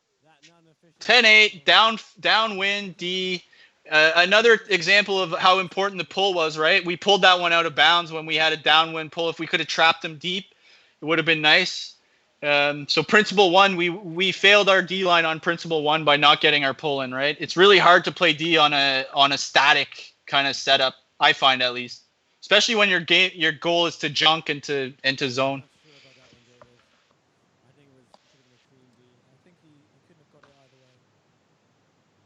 I keep on watching this game, hoping for a different outcome here, but I guess we know what happened.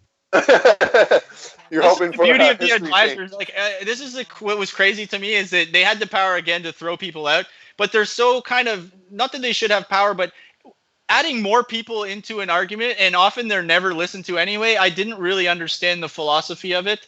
I would see people come in and say this is our advice, and the player be like, yeah, well, I don't want it. So to me, it didn't really add anything. Maybe just because it was in its infancy, they were still figuring it out. But to me, it was a very confusing system. And they didn't seem to have the power to stop some of the more important stuff that was happening later on in the game as well, which kind of got frustrating, I think. At least for me as a coach, again, our players, I don't know how they maintain their composure, to be honest. Yeah, and that's something we'll definitely get to when it happens. I know that's something we talked to a lot about off air. Yeah. I mean, when we brought up this game on Instagram and just our social media channels, everyone talks about that. They know this as the backpack Jansport game, so it lives in infamy in that way. But look at all these scores. Look how many 50-50s they catch right here, just one after the other. Sometimes you're gonna lose games when that happens, right? Yeah.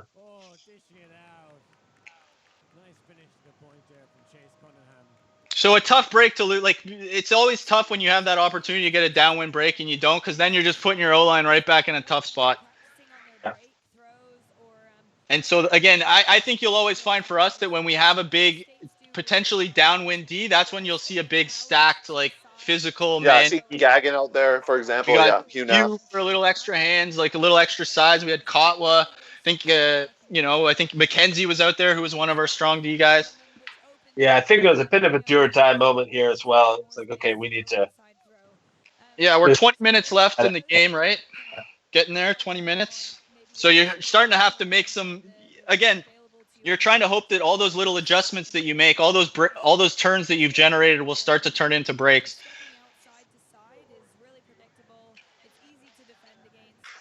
Yeah. It's kind of, as you mentioned there, Dime, about the body blows in boxing, how you might not get the turn right away that you want in a certain look, but you hope that it will pay dividends later on. Mm-hmm. Yeah, I think defense. I do think it's true. I mean, it's for sure a reality on the field, but it also keeps players engaged as well. Like when you know they're building, a bunch of bricks towards like something bigger. It's like building blocks. And I also think you're on D. You're also kind of like playing a chess game, right? Like you learn, okay, well they want to go here, we're doing this, so it's slowly you're kind of doing this dance back and forth. Yeah, and you want to do that. You want to have like that chess game for sure without giving up easy. Like you still with the core philosophy of making it hard. So it's like I thought we did really well on D to never really give up anything easy and tinker at the same time. It was good. And so you'll see we did 3-1-3-3, we did 2-3-2, we did man. Like we're trying to kind of find something that'll stick. And also keep a little bit confusion, an element of confusion as well. Now that comes at the cost of sometimes just letting your people play one-on-one. But I think, and getting into a rhythm of what they're playing, maybe having the same matchup every time. I always liked it as a player to be playing the same person every time, and you don't get to do that when you play this way. And so there is a disadvantage to it, but in my mind, internationally, it's a strong way to go. Gagan. So Gagan's funny because he loved the flick. He told us he couldn't backhand it, but he had a backhand. He was having that good of a game, I guess. Do you guys catch that massive push off by Gagan there on that cut or no? No. Oh well. I'll watch it on the replay. I don't think Fred's quite in here by the looks of it. His foot was on the ground there. We're outside the end zone when he caught it. Yeah, we'll see on the replay. Okay, so another critical. We scored our point, and now we want another big D-line here. We're trying to really clamp down. So I think there may be a timeout here. Yeah, looks like it. So again, trying to really give our horses a few extra breaths, a couple extra minutes of rest, so we can put some of those same guys right back out. I think this is kind of, finger on the pulse of the game. This is the critical juncture of the game right here. If we don't get a break soon, we risk them us constantly being 2 or 3 points ahead, So I think to us, this is when the game, to me, this is when the moment of the game, it kind of tipped one way or the other, as you'll see. Yeah. So Dime's calming me down. Dime's got something to say. I'm getting fired up.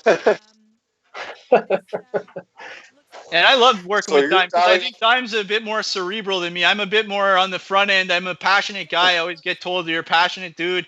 Tend to be a bit more fiery, but Dime's the cerebral, the calm, the thoughtful guy. I guess so.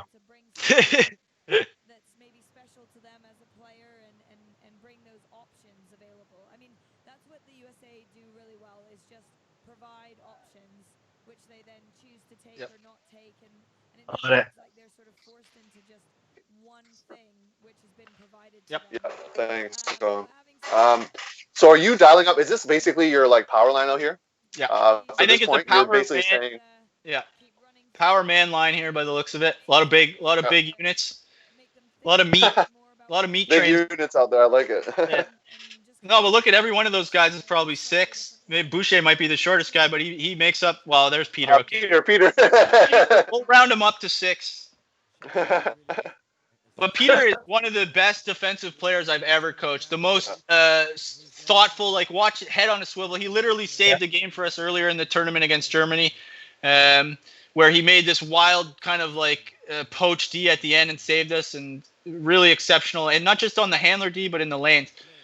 So I think this might be the big point that we're talking about. Yeah. Come down, sloping in the lane. So look at Peter here. Look where Peter's on his guy, but also just kind of playing everybody. He's poaching. His guy's not open, but he's helping. He's helping there. Right?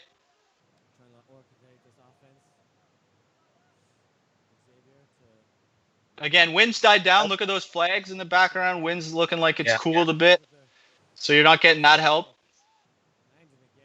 Yeah, I hate to put on too much Peter love, but he really is a joy to watch playing defense.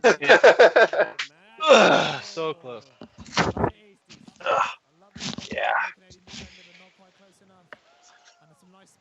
That's the one you wanted right there, that D. And close, right? Like I think Boucher could have called a pick here. If you watch, he gets pulled right through the stack. But Boucher, a couple times in this game, surprised us by not making calls. Yeah. He's not the type. He's kind of a guy that brings his lunch pail and hard hat to the field every day, so it doesn't shock me. But if he's watching the stream, Boucher, you should have made a couple calls, bud.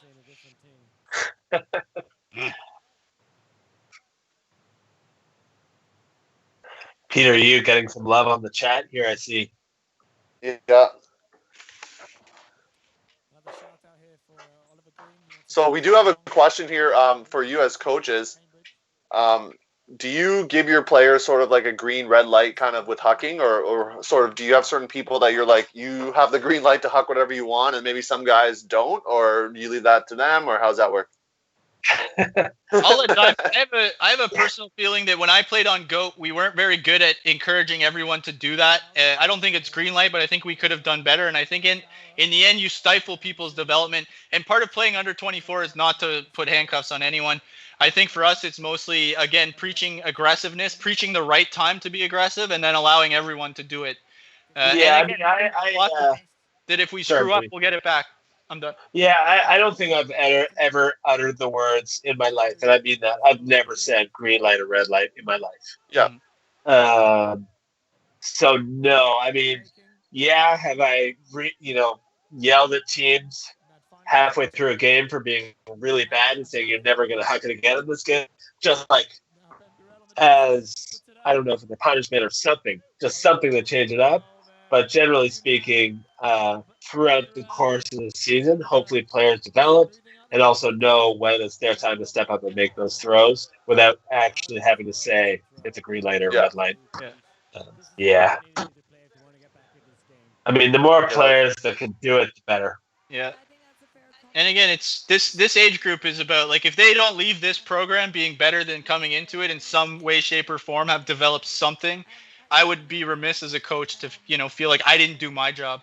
So again, I don't think if our players would say we handcuff them, but I think that you reward the behavior that you appreciate, and then you kind of encourage and you set up the system for them to do it and know when it's right, without having to kind of look over their shoulder and be like, am I going to get in trouble if I do this, right?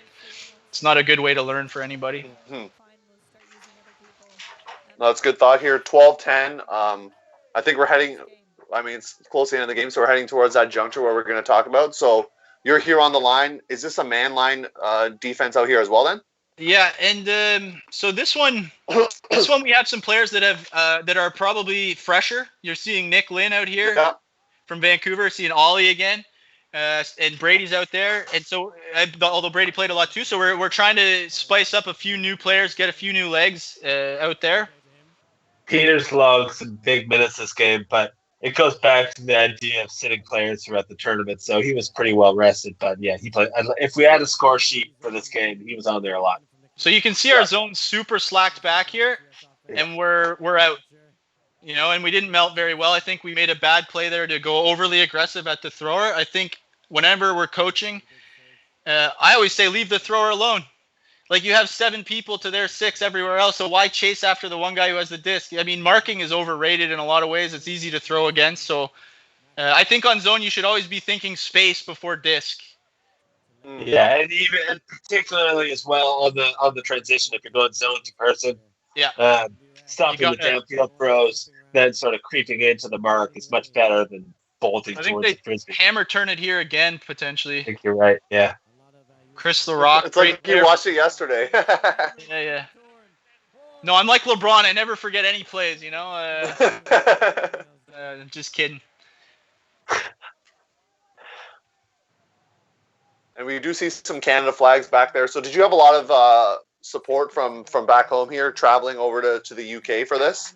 Yeah, I mean, we have our teams. We have 3 teams, so lots of families. And Canada always gets incredible support. So here's one of the bad ones. I think it looks worse than it is, given the spinning angle of the bodies and stuff. Feet. But another play that's kind of like, why would you ever have made that play? The disc was in his hands. It was a You're sprinting out there. and to me this is the second one now, right? It's been a while, but this is the second one. I think it also looks bad because he accidentally leg drops him after he body checks him just by the spin of the body. Pretty spectacular, really. Yeah. But again, I feel he got in the air and was like, "Oh crap." I also didn't get a feeling that anyone was super apologetic at the time. We never had anyone coming over and being like, "Hey, we'll talk to our people." So you can hear me and their coach kind of having some words, and just kind of saying like, "It's your It's not my responsibility for your players to stop doing it. It's your responsibility to kind of get them in check, right?" And so I didn't really feel like anyone was taking responsibility for these kind of gruesome hits as well, which is unfortunate at this level, especially with advisors and all these people. Yeah, as far as I'm not gonna go too deep into it, but as far as I can tell, there was no remorse whatsoever from the offending player there. Yeah. And even on the first one, I kind of felt the same way, where it was, he helped him up, but he stood over him almost like counting stalls before he even engaged that he like crumpled him. Yeah. So we fight through it. Nothing on our end again, which I was really proud of the boys here. And we just get right back to business. Ill-timed huck. Not an ill-timed, but even just ill-executed. But nice D by Brady. Yeah. Beauty. And there we run to it, call a timeout. So that's all he's saying today. What's about to happen. Yeah, we're lucky we had it. We have a couple questions here, Mooney. When you... Sorry, go ahead. Oh, no. I mean, I think that's a good example of, like, I don't know about the timeout. Like, my new philosophy in life with Ultimate. Like, it feels like it's so much easier to score if you just run. Just try to score it, yeah. Yeah. Anyway. It's hard in those moments, though, right? Because the player's going to do what they're going to do, and it's hard to preach. That idea has been put into people's heads. Like, that's what you do in that type of moment. And I think or get a couple throws, right? Like, why not take a couple throws and then call a timeout? Yeah. Why not take 10 free yards and then call a timeout? And I don't think I would have questioned it in 2015, but in 2020, I would. 2020 Dime is rolling the dice. There you go. The dice. Okay, so there's a good example here, too, where, like, this is, my line, the D line, and Dime is the one kind of orchestrating the play, right? Again, using each other's strengths here. Yeah, I don't think this went very well, does it? I don't know. That's the thing as a coach, right? You kind of have to just do your stuff and hope, it evolves on the... I felt that it's a very different from being a player and a coach. The level of control you have over the situation is you kind of have to just allow things to happen and hope it goes for the best. Put your players in a position to succeed. To be successful. I did not play a game of Ultimate in my life with a coach, so it's weird to be one now for sure. And you've been Ultimate Coach of the Year many times there, Dime. So big shout out to you. It's a nice throw by Ollie there. A little low, but a big break. And so another thing Dime mentions here too is we make a couple like lazy backhand throws where it should have been a flick, and we choose to shovel a backhand. Here's one right here. And now this one is maybe one of the worst ones I've ever seen for a layup. Now, the disc was kind of out of place, so in all fairness, whatever. But it's one of the worst. I can see you getting upset, Mooney. Well, like, you need to do something, and you're looking at their coach going like, "What can I do?" Well, you can coach your players and tell them to like not do this. Yeah. It shouldn't have been the third time that we're getting to this point, and this one was just like one of the worst I've ever seen. Like, yeah, sorry to Boucher there. He gets landed on, flattened. No, could he have called a foul? Yes. Would it have maybe been irrelevant because he couldn't have got the dish? Sure, but. It just, to me, that one was really upsetting. And again, no accountability. Like, watch when this guy scores the point, how he's whooping it up, like no coming over to the player to be like, sorry about that, nothing. And so to me, that was a little unsettling again. Yeah, for sure. And again, we held our own. We didn't complain. We just went right back to it. I'm complaining now, but it's been 5 years, so I've gained that right. You've had time to vent there. Yeah. Or time to stew on it. So what? Yeah. He comes, maybe he was there somewhere. So he's the guy that makes this miraculous play, right? He kind of goes over our guy, makes a nice play. This is the same dude, and scores. And I just felt like, again, It was a weird response. Like, Boucher is right there. It would have been a thoughtful gesture to maybe go over to Boucher and be like, you know what, that really sucked. I'm sorry. Just like a missed opportunity. For sure. And is this when the infamous timeout happens then? Yeah, and so they're like, we're gonna bring the people together and talk, and I think it in principle it was the right move. I think if you were to ask Dime and I, there was an element where not out of being upset, it's kind of like I didn't want this timeout. I felt like we were starting to make some momentum. I thought we maybe could have built off the frustration of that no call foul, and instead we had to go into this kind of kumbaya circle or spirit circle, whatever you want to call it, and to me, it kind of deflated us a bit. Like, think of the crux of this game. We went from almost scoring a break to essentially 2 throws later getting scored on, and then having a timeout that freezes the game, runs the clock down. Although it's frozen on here, I believe the clock moved forward. And so there's 5 minutes left. So it really, to me, was I would have turned it down. I maybe had it after the game and discussed it, but I didn't like that they did that it happened when it happened. I think it further changed the momentum of the game. And I think that it was interesting after the fact to see like Ultiworld or whoever writing articles about how the team that was essentially causing all these problems and in a pretty one-sided affair, they were great because they called the spirit timeout and they took control. And to me, it was, a better action is not to be fouling us like that. Yeah, in the first place. Yeah, and again, I think it goes to show you back to that same thing we were talking about earlier with ultimate media bias. That's a message coming through the U.S. channel. And so, again, they're going to be more likely to praise them instead of highlighting, like, how our team never once reacted, right? We never fouled them in that same way. We weren't arguing with anyone. We joined the spirit circle. And so I was extra disappointed after the fact to hear that my guys, Dime's guys, who played with the utmost sportsmanship. I'm not a big fan of the word spirit. Is they played that way and they weren't even praised for it after the fact. And to me, that was like another insult on top of it all. Yeah, and I just feel like we hadn't done anything. Like, there was nothing really wrong on our end. So when we went into that spirit circle, there wasn't much to talk about. Yeah. It was like from your perspective, like, to me, a better action would have been for the coaches to discuss it on the sidelines with maybe the spirit captains and been like, you need to take ownership over your players and talk to them on the side at your own time. But again, this tool kind of like hurt us in some ways. And so, again, great for them. I'm glad that they recognized that they were maybe making some plays that were questionable. But and look at our body language. Like, I feel like if you look at the coaches, it's kind of like, I don't really want to be in this circle. I want to get back to business. I see Diamond on the back end. Yeah, and you'll see the course of the game, like the tide turned on that point. Like, I don't know if we score another point. I think it deflated us. I think we were so close to bringing the game within 1 point for the first time since the early in the first half. And it was kind of, it was just a weird moment. I'd never been in a spirit circle. I didn't even know you could call them. Yeah. We do. If you're able to share, I know there's some things you might not be able to share, but Waffles in the Can wants to know what's being discussed here we see the lead game advisor kind of leading the discussion. So what's being discussed there? Are you able to share that? I don't even remember, to be honest. Yeah, I have no idea. Like, I think I can't imagine it was anything directed towards us. I think, I was conveying to them to be like, you guys need to, like, I don't know what you're doing if you're here, like, as advisors and as coaches, if you're not taking ownership over your side of this. Like, I don't know what our part is in, like, I hate to call us victims, but I don't know what bringing the victim into the circle and being like, stop doing that to this person. It was just a weird thing. I don't remember the exact words that were shared. Of course. But I think it's like, let's play a clean game, like just the regular stuff. Yeah.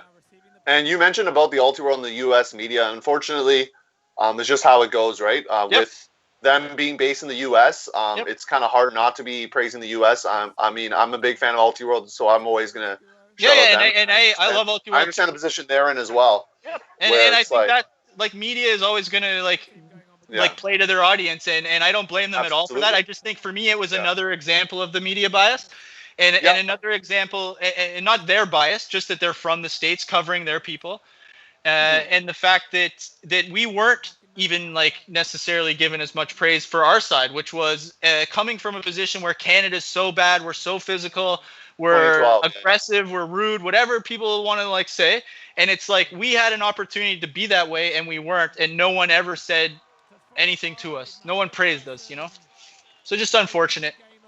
Yeah, that is some of the chatter there in the chat. I'm not sure if you guys can see it, but some of them are saying Ty Barbieri gets some flack for what happened in 2019 and then, of course, in 2012. And this game doesn't really get talked about as much in terms of its infamy of the contact as, let's say, the 2012 or even 2019 with Ty Barbieri. So it's sort of understandable why some Canadians would be upset about that a little bit. Yeah, for sure. And again, I don't like. I played aggressively. I played flirting with where the line was and always pushing it. And so I'm not one to judge. I don't think that the fouls, I think that they were all bad. But at the end of the day, I don't think it's that big of a deal. What I didn't like was all the surrounding stuff that kind of went with it. Like it's people are going to lay out it's split-second decisions in Elite Ultimate. People make questionable decisions with the good intentions. And so I don't blame those people. I just didn't like how it all kind of played out, and I didn't like the impact that it had on the game in the end. Yeah, because you're only down 2 points here, right? So and we would have been not like you're. Yeah. We're not out. We're not out at all, and I mean time's running out, and so again it just didn't sit right. But again, we scored that point. We kind of got dialed back in, and then I think the end of the game's going to happen pretty soon, right? If 2 minutes left, the cap's going to come on. Another nice pull by Freddie. Oh. Looking at this line here, I feel like we have to get a D, but maybe we don't. We'll see. Yeah, this is our line here, though. So now it's kind of like do or die. We found a few players that might not have been on the line at the start of the game. I learned this from Alex Davis, one of the best coaches in Canada, one of the best leaders in Ultimate. Was everyone like who your good player? Like Alex was one of the best line callers I've ever coached with. I coached with him in 2013. And what I learned from him was you're going to have your studs. You're going to know that there's some guys that are going to play, and you kind of give them a lot of leash. But you also have to be cognizant of feathering in some of your other guys to make sure that maybe they're going to have the game of their life. I remember in 2013, a guy, FX Hot from Quebec, didn't play a whole lot throughout. And in our last run up to the finals, he was one of our most important players. And I think that is a testament to Alex's ability to give everyone an opportunity to see who's playing well. It's a skill for a line caller. I think he's so analytical. Yeah. He's good at it. I find it hard, but for coaches, if anyone's listening, it's a skill, and give people an opportunity, because you never know when someone's just going to be on a heater and they're gonna elevate their game, and you don't get that when you just think it's always going to be your top 10 guys, right? It isn't. And being able to see when you need to shut them down is important too.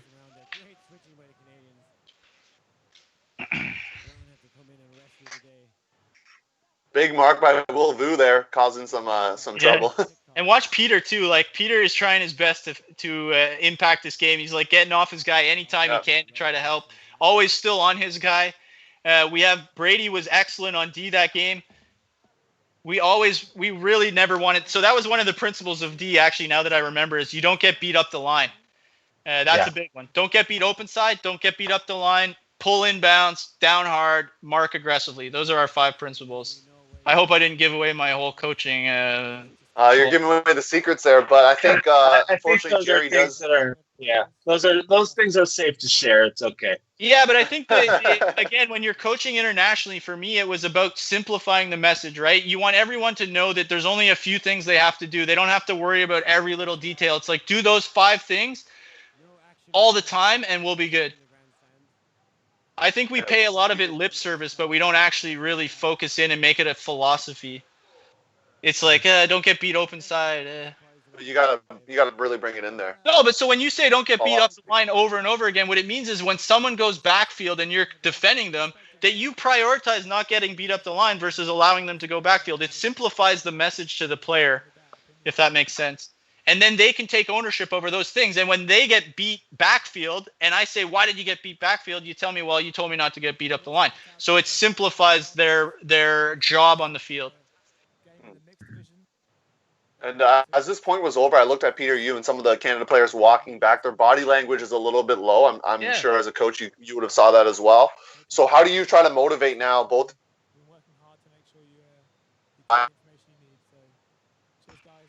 We're losing you there, Theo. But I think I understand. I think I understand the point of your question. Even we lost you for the audio there for a bit. Okay, that's okay. But I think the thing is, it's kind of like that was a tough one. So at this point, it's kind of making people realize that there's no time left. Like it's kind of now or never is the message, right? And if you can't get up for now or never, then it's kind of like. And again, I think that spirit, that whole thing, kind of just deflated us. And now we're on the back of our end zone line in the world. So I know some teams, they like you raise your hands. Like some teams, they do some artificial. To me, it's artificial attempts at positive energy. I think you're trying to convince yourself. I've never found that work, so I don't preach it myself. But I do think, again, for me, it's trying to convince people, trying to be passionate, trying to make sure that they believe in themselves as much as I believe in them. And I think that's where the captains and then the coaches come in as well to bring the other players up, whether it's like patting the guy in the back, having a quick chat, whatever it is, but something that if the captains realize the energy is getting lower, for them to step up and bring it up for the rest of the team, because it's so natural to get down in a situation like this. Yeah.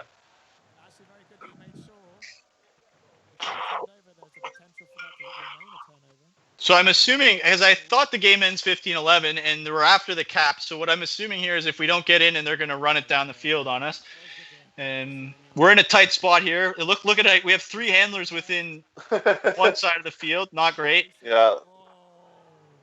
And that's what happens when you do that to your handler, right? Like Nate was trying to get space for himself, and we were just crowding him. Yeah. He remained calm as long as he possibly could have there, but.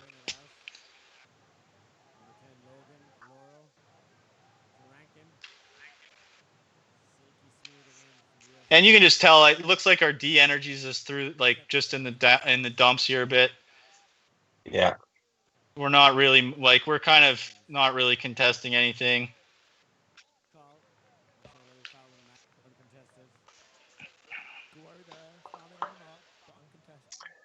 Yeah, we needed something, some luck or something to go our way at this point, but. Mm-hmm. And again, sorry, go ahead, Mooney. No, and I think, again, why, to me, I think I was so frustrated at that Spirit timeout is you saw the game kind of just deflate in the last 5 minutes. It was a different game than the 5 minutes before that. And so, again, I think that's why I have such a sour taste in my mouth about it. Mm-hmm.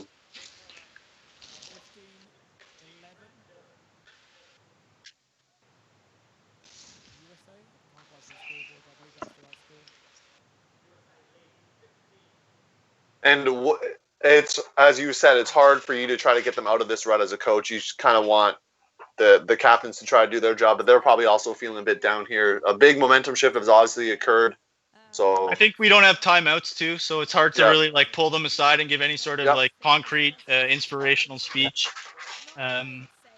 You know, again, I think by building adaptability into people, by building in the confidence in themselves, that hopefully they ride through it. But it's, unfortunately, we've all been there as players. You know, it's hard to pick yourselves up sometimes when you feel the game. Yeah, and I think what I mentioned with the captains and the coaches doing it was basically saying one person can't do it. It's got to be one-on-one interactions. Yeah, and I think for us, there's a big element. We're not a negative group. Everyone really supported each other, so there was never any infighting, and that makes it easy too. So even if your energy's low, you know that it's not negative. You know that it's not a negative energy. It's just a low energy, which I think is easier to just pump people up. But now with the game at this stage, it might have been a nice opportunity to get some of the players in that hadn't played so many points. I do regret in that sense as a coach that some people didn't get in. It's always hard. People play to go to Worlds and they want to be on the field. I always said if someone doesn't want to be on the field when it matters, I don't want them on my team. It's kind of how you react to that situation when you're not getting points that's important to me as a coach. And all the guys that I had to deal with that didn't get to play in this game were really, were really beat up that they couldn't play, but at the same time were there for their team. And you read my mind. I was just thinking the same thing. Like a lot of people didn't play this game. Yep. And it hurts, right? But it's something we committed to as a philosophy. And I think that as anything, you look back and you wish in reflection, maybe someone else could have done it. Maybe we could have done it better. And I think, I think everyone deserves to make it into that game if they can. It's a world final. You may never get another opportunity. So in that sense, to anyone on my team that didn't get in that game, I still to this day apologize. We do end of the year kind of feedback too with players, and it's something that we would talk to each of them, like an end of the year debrief, and kind of take ownership over that. But it's still something. It never sits right. But in some ways, that's your job as a coach to do some of the things that are uncomfortable. It's just kind of unfortunate when it does impact young players and they walk away maybe feeling frustrated that they didn't get in. Yeah, I was thinking about the year, I think 2016, we coached together Mooney, but a couple people didn't get in the final. Same thing. I think new me, 2020 me is going to get everyone in. I'm the new man. And the funny thing is, we talked about that 2015 Toro, was it whatever the Vancouver team was called. Alpha. Alpha. Sorry, I didn't know that. It was like 10-3, and the line we put out there was basically a line of people that didn't really play that much, or at least half the line, and they were actually the one that scored after 5 turnovers and turned the whole ship around. So it's funny how that does work out sometimes. Yep. Anyway.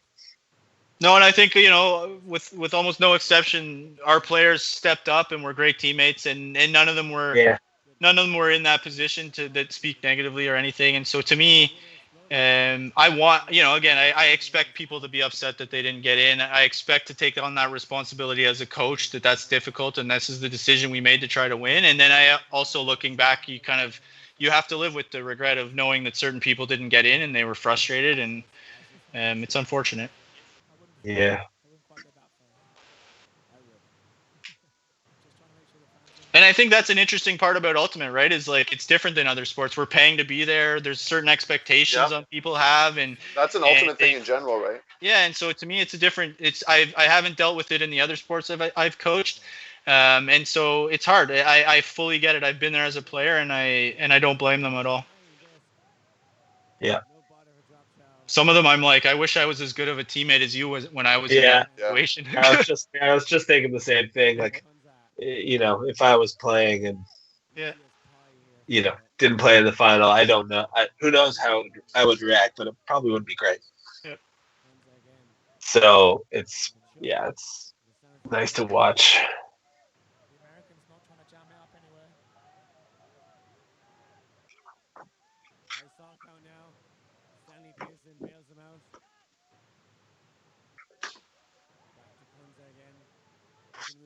Look at the small ball these guys are playing, but let's answer the question.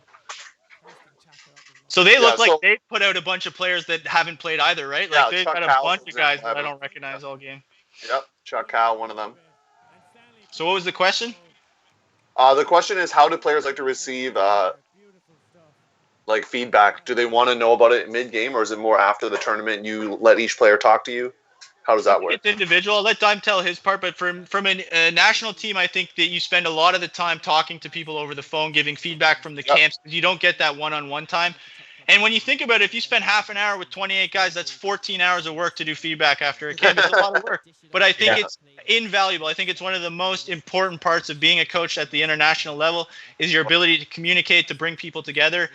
So think about that. That's 14 hours, 3 or 4 times over the course of the summer, and one after the tournament's done.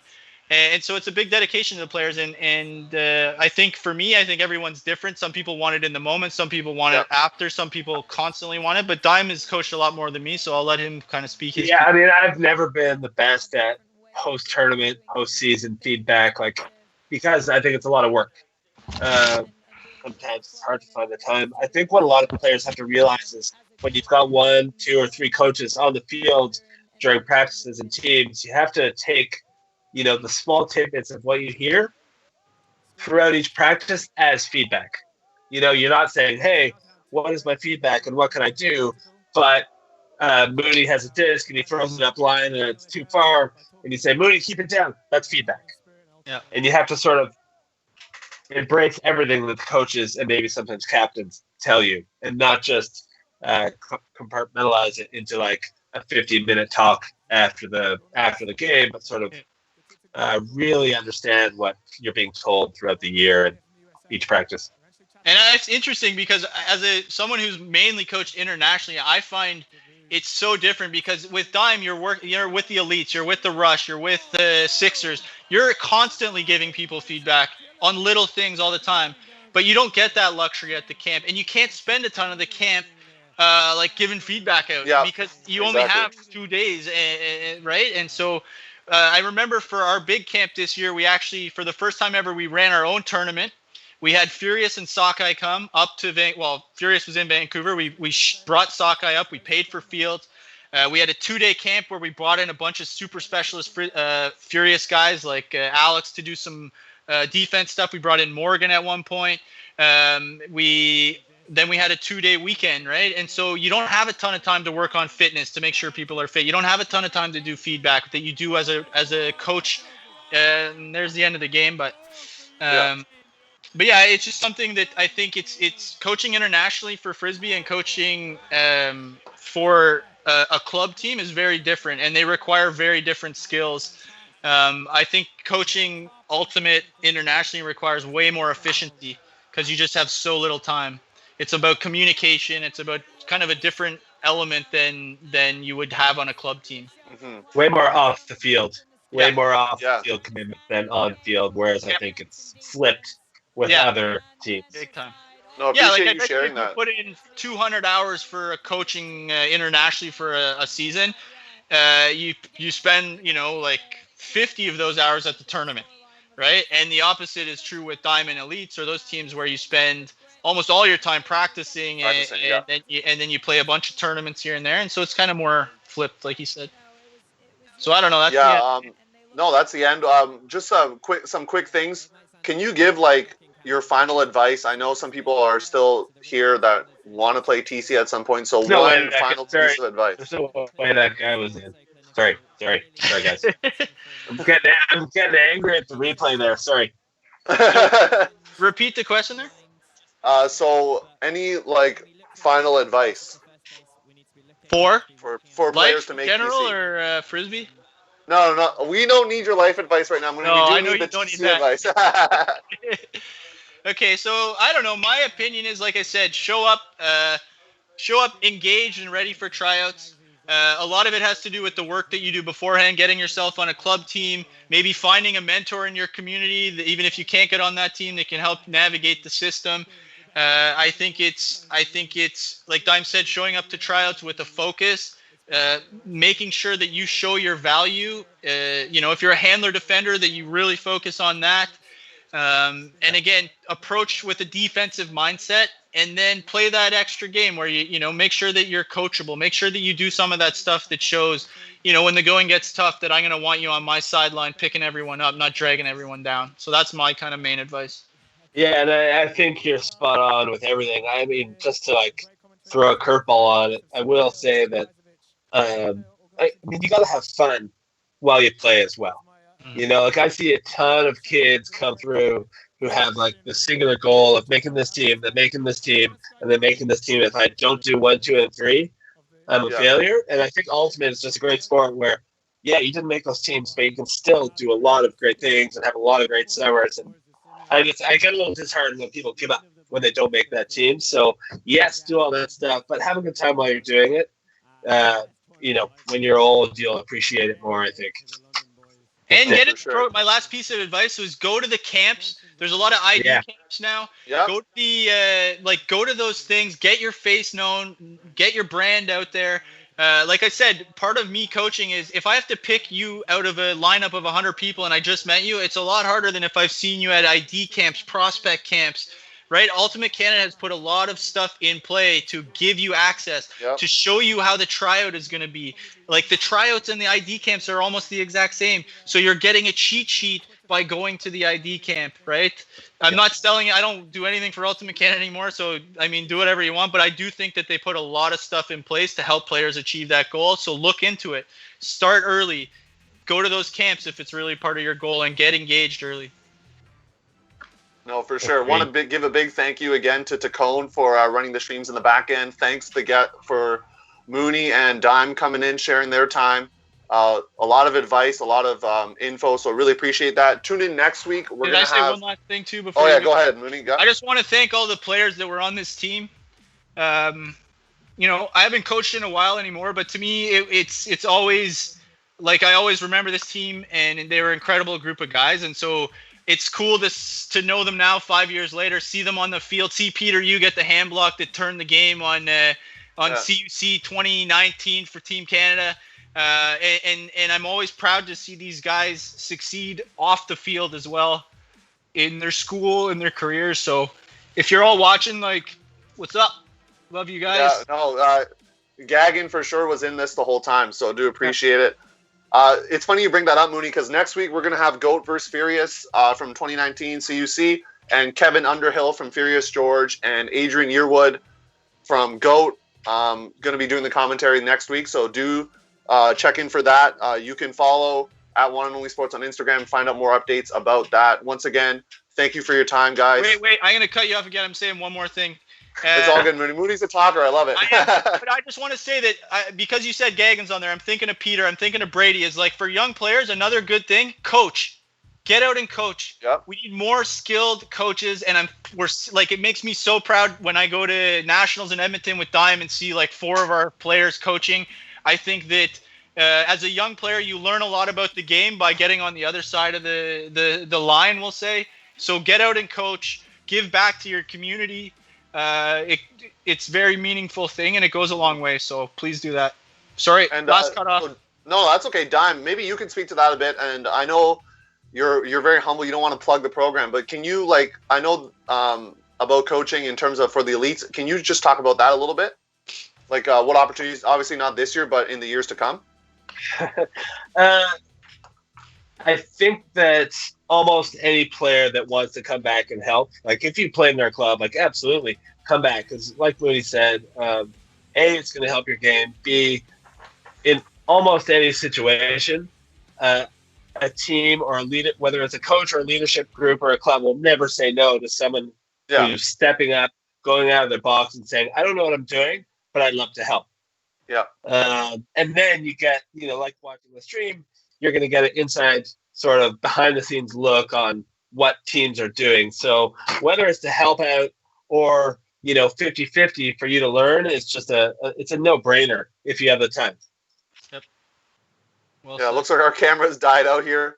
But once again, thanks for your time. We love the transitions. Right, you guys killed it. We're going to sign off here. Thank you. See you next week. Thanks again. Peace.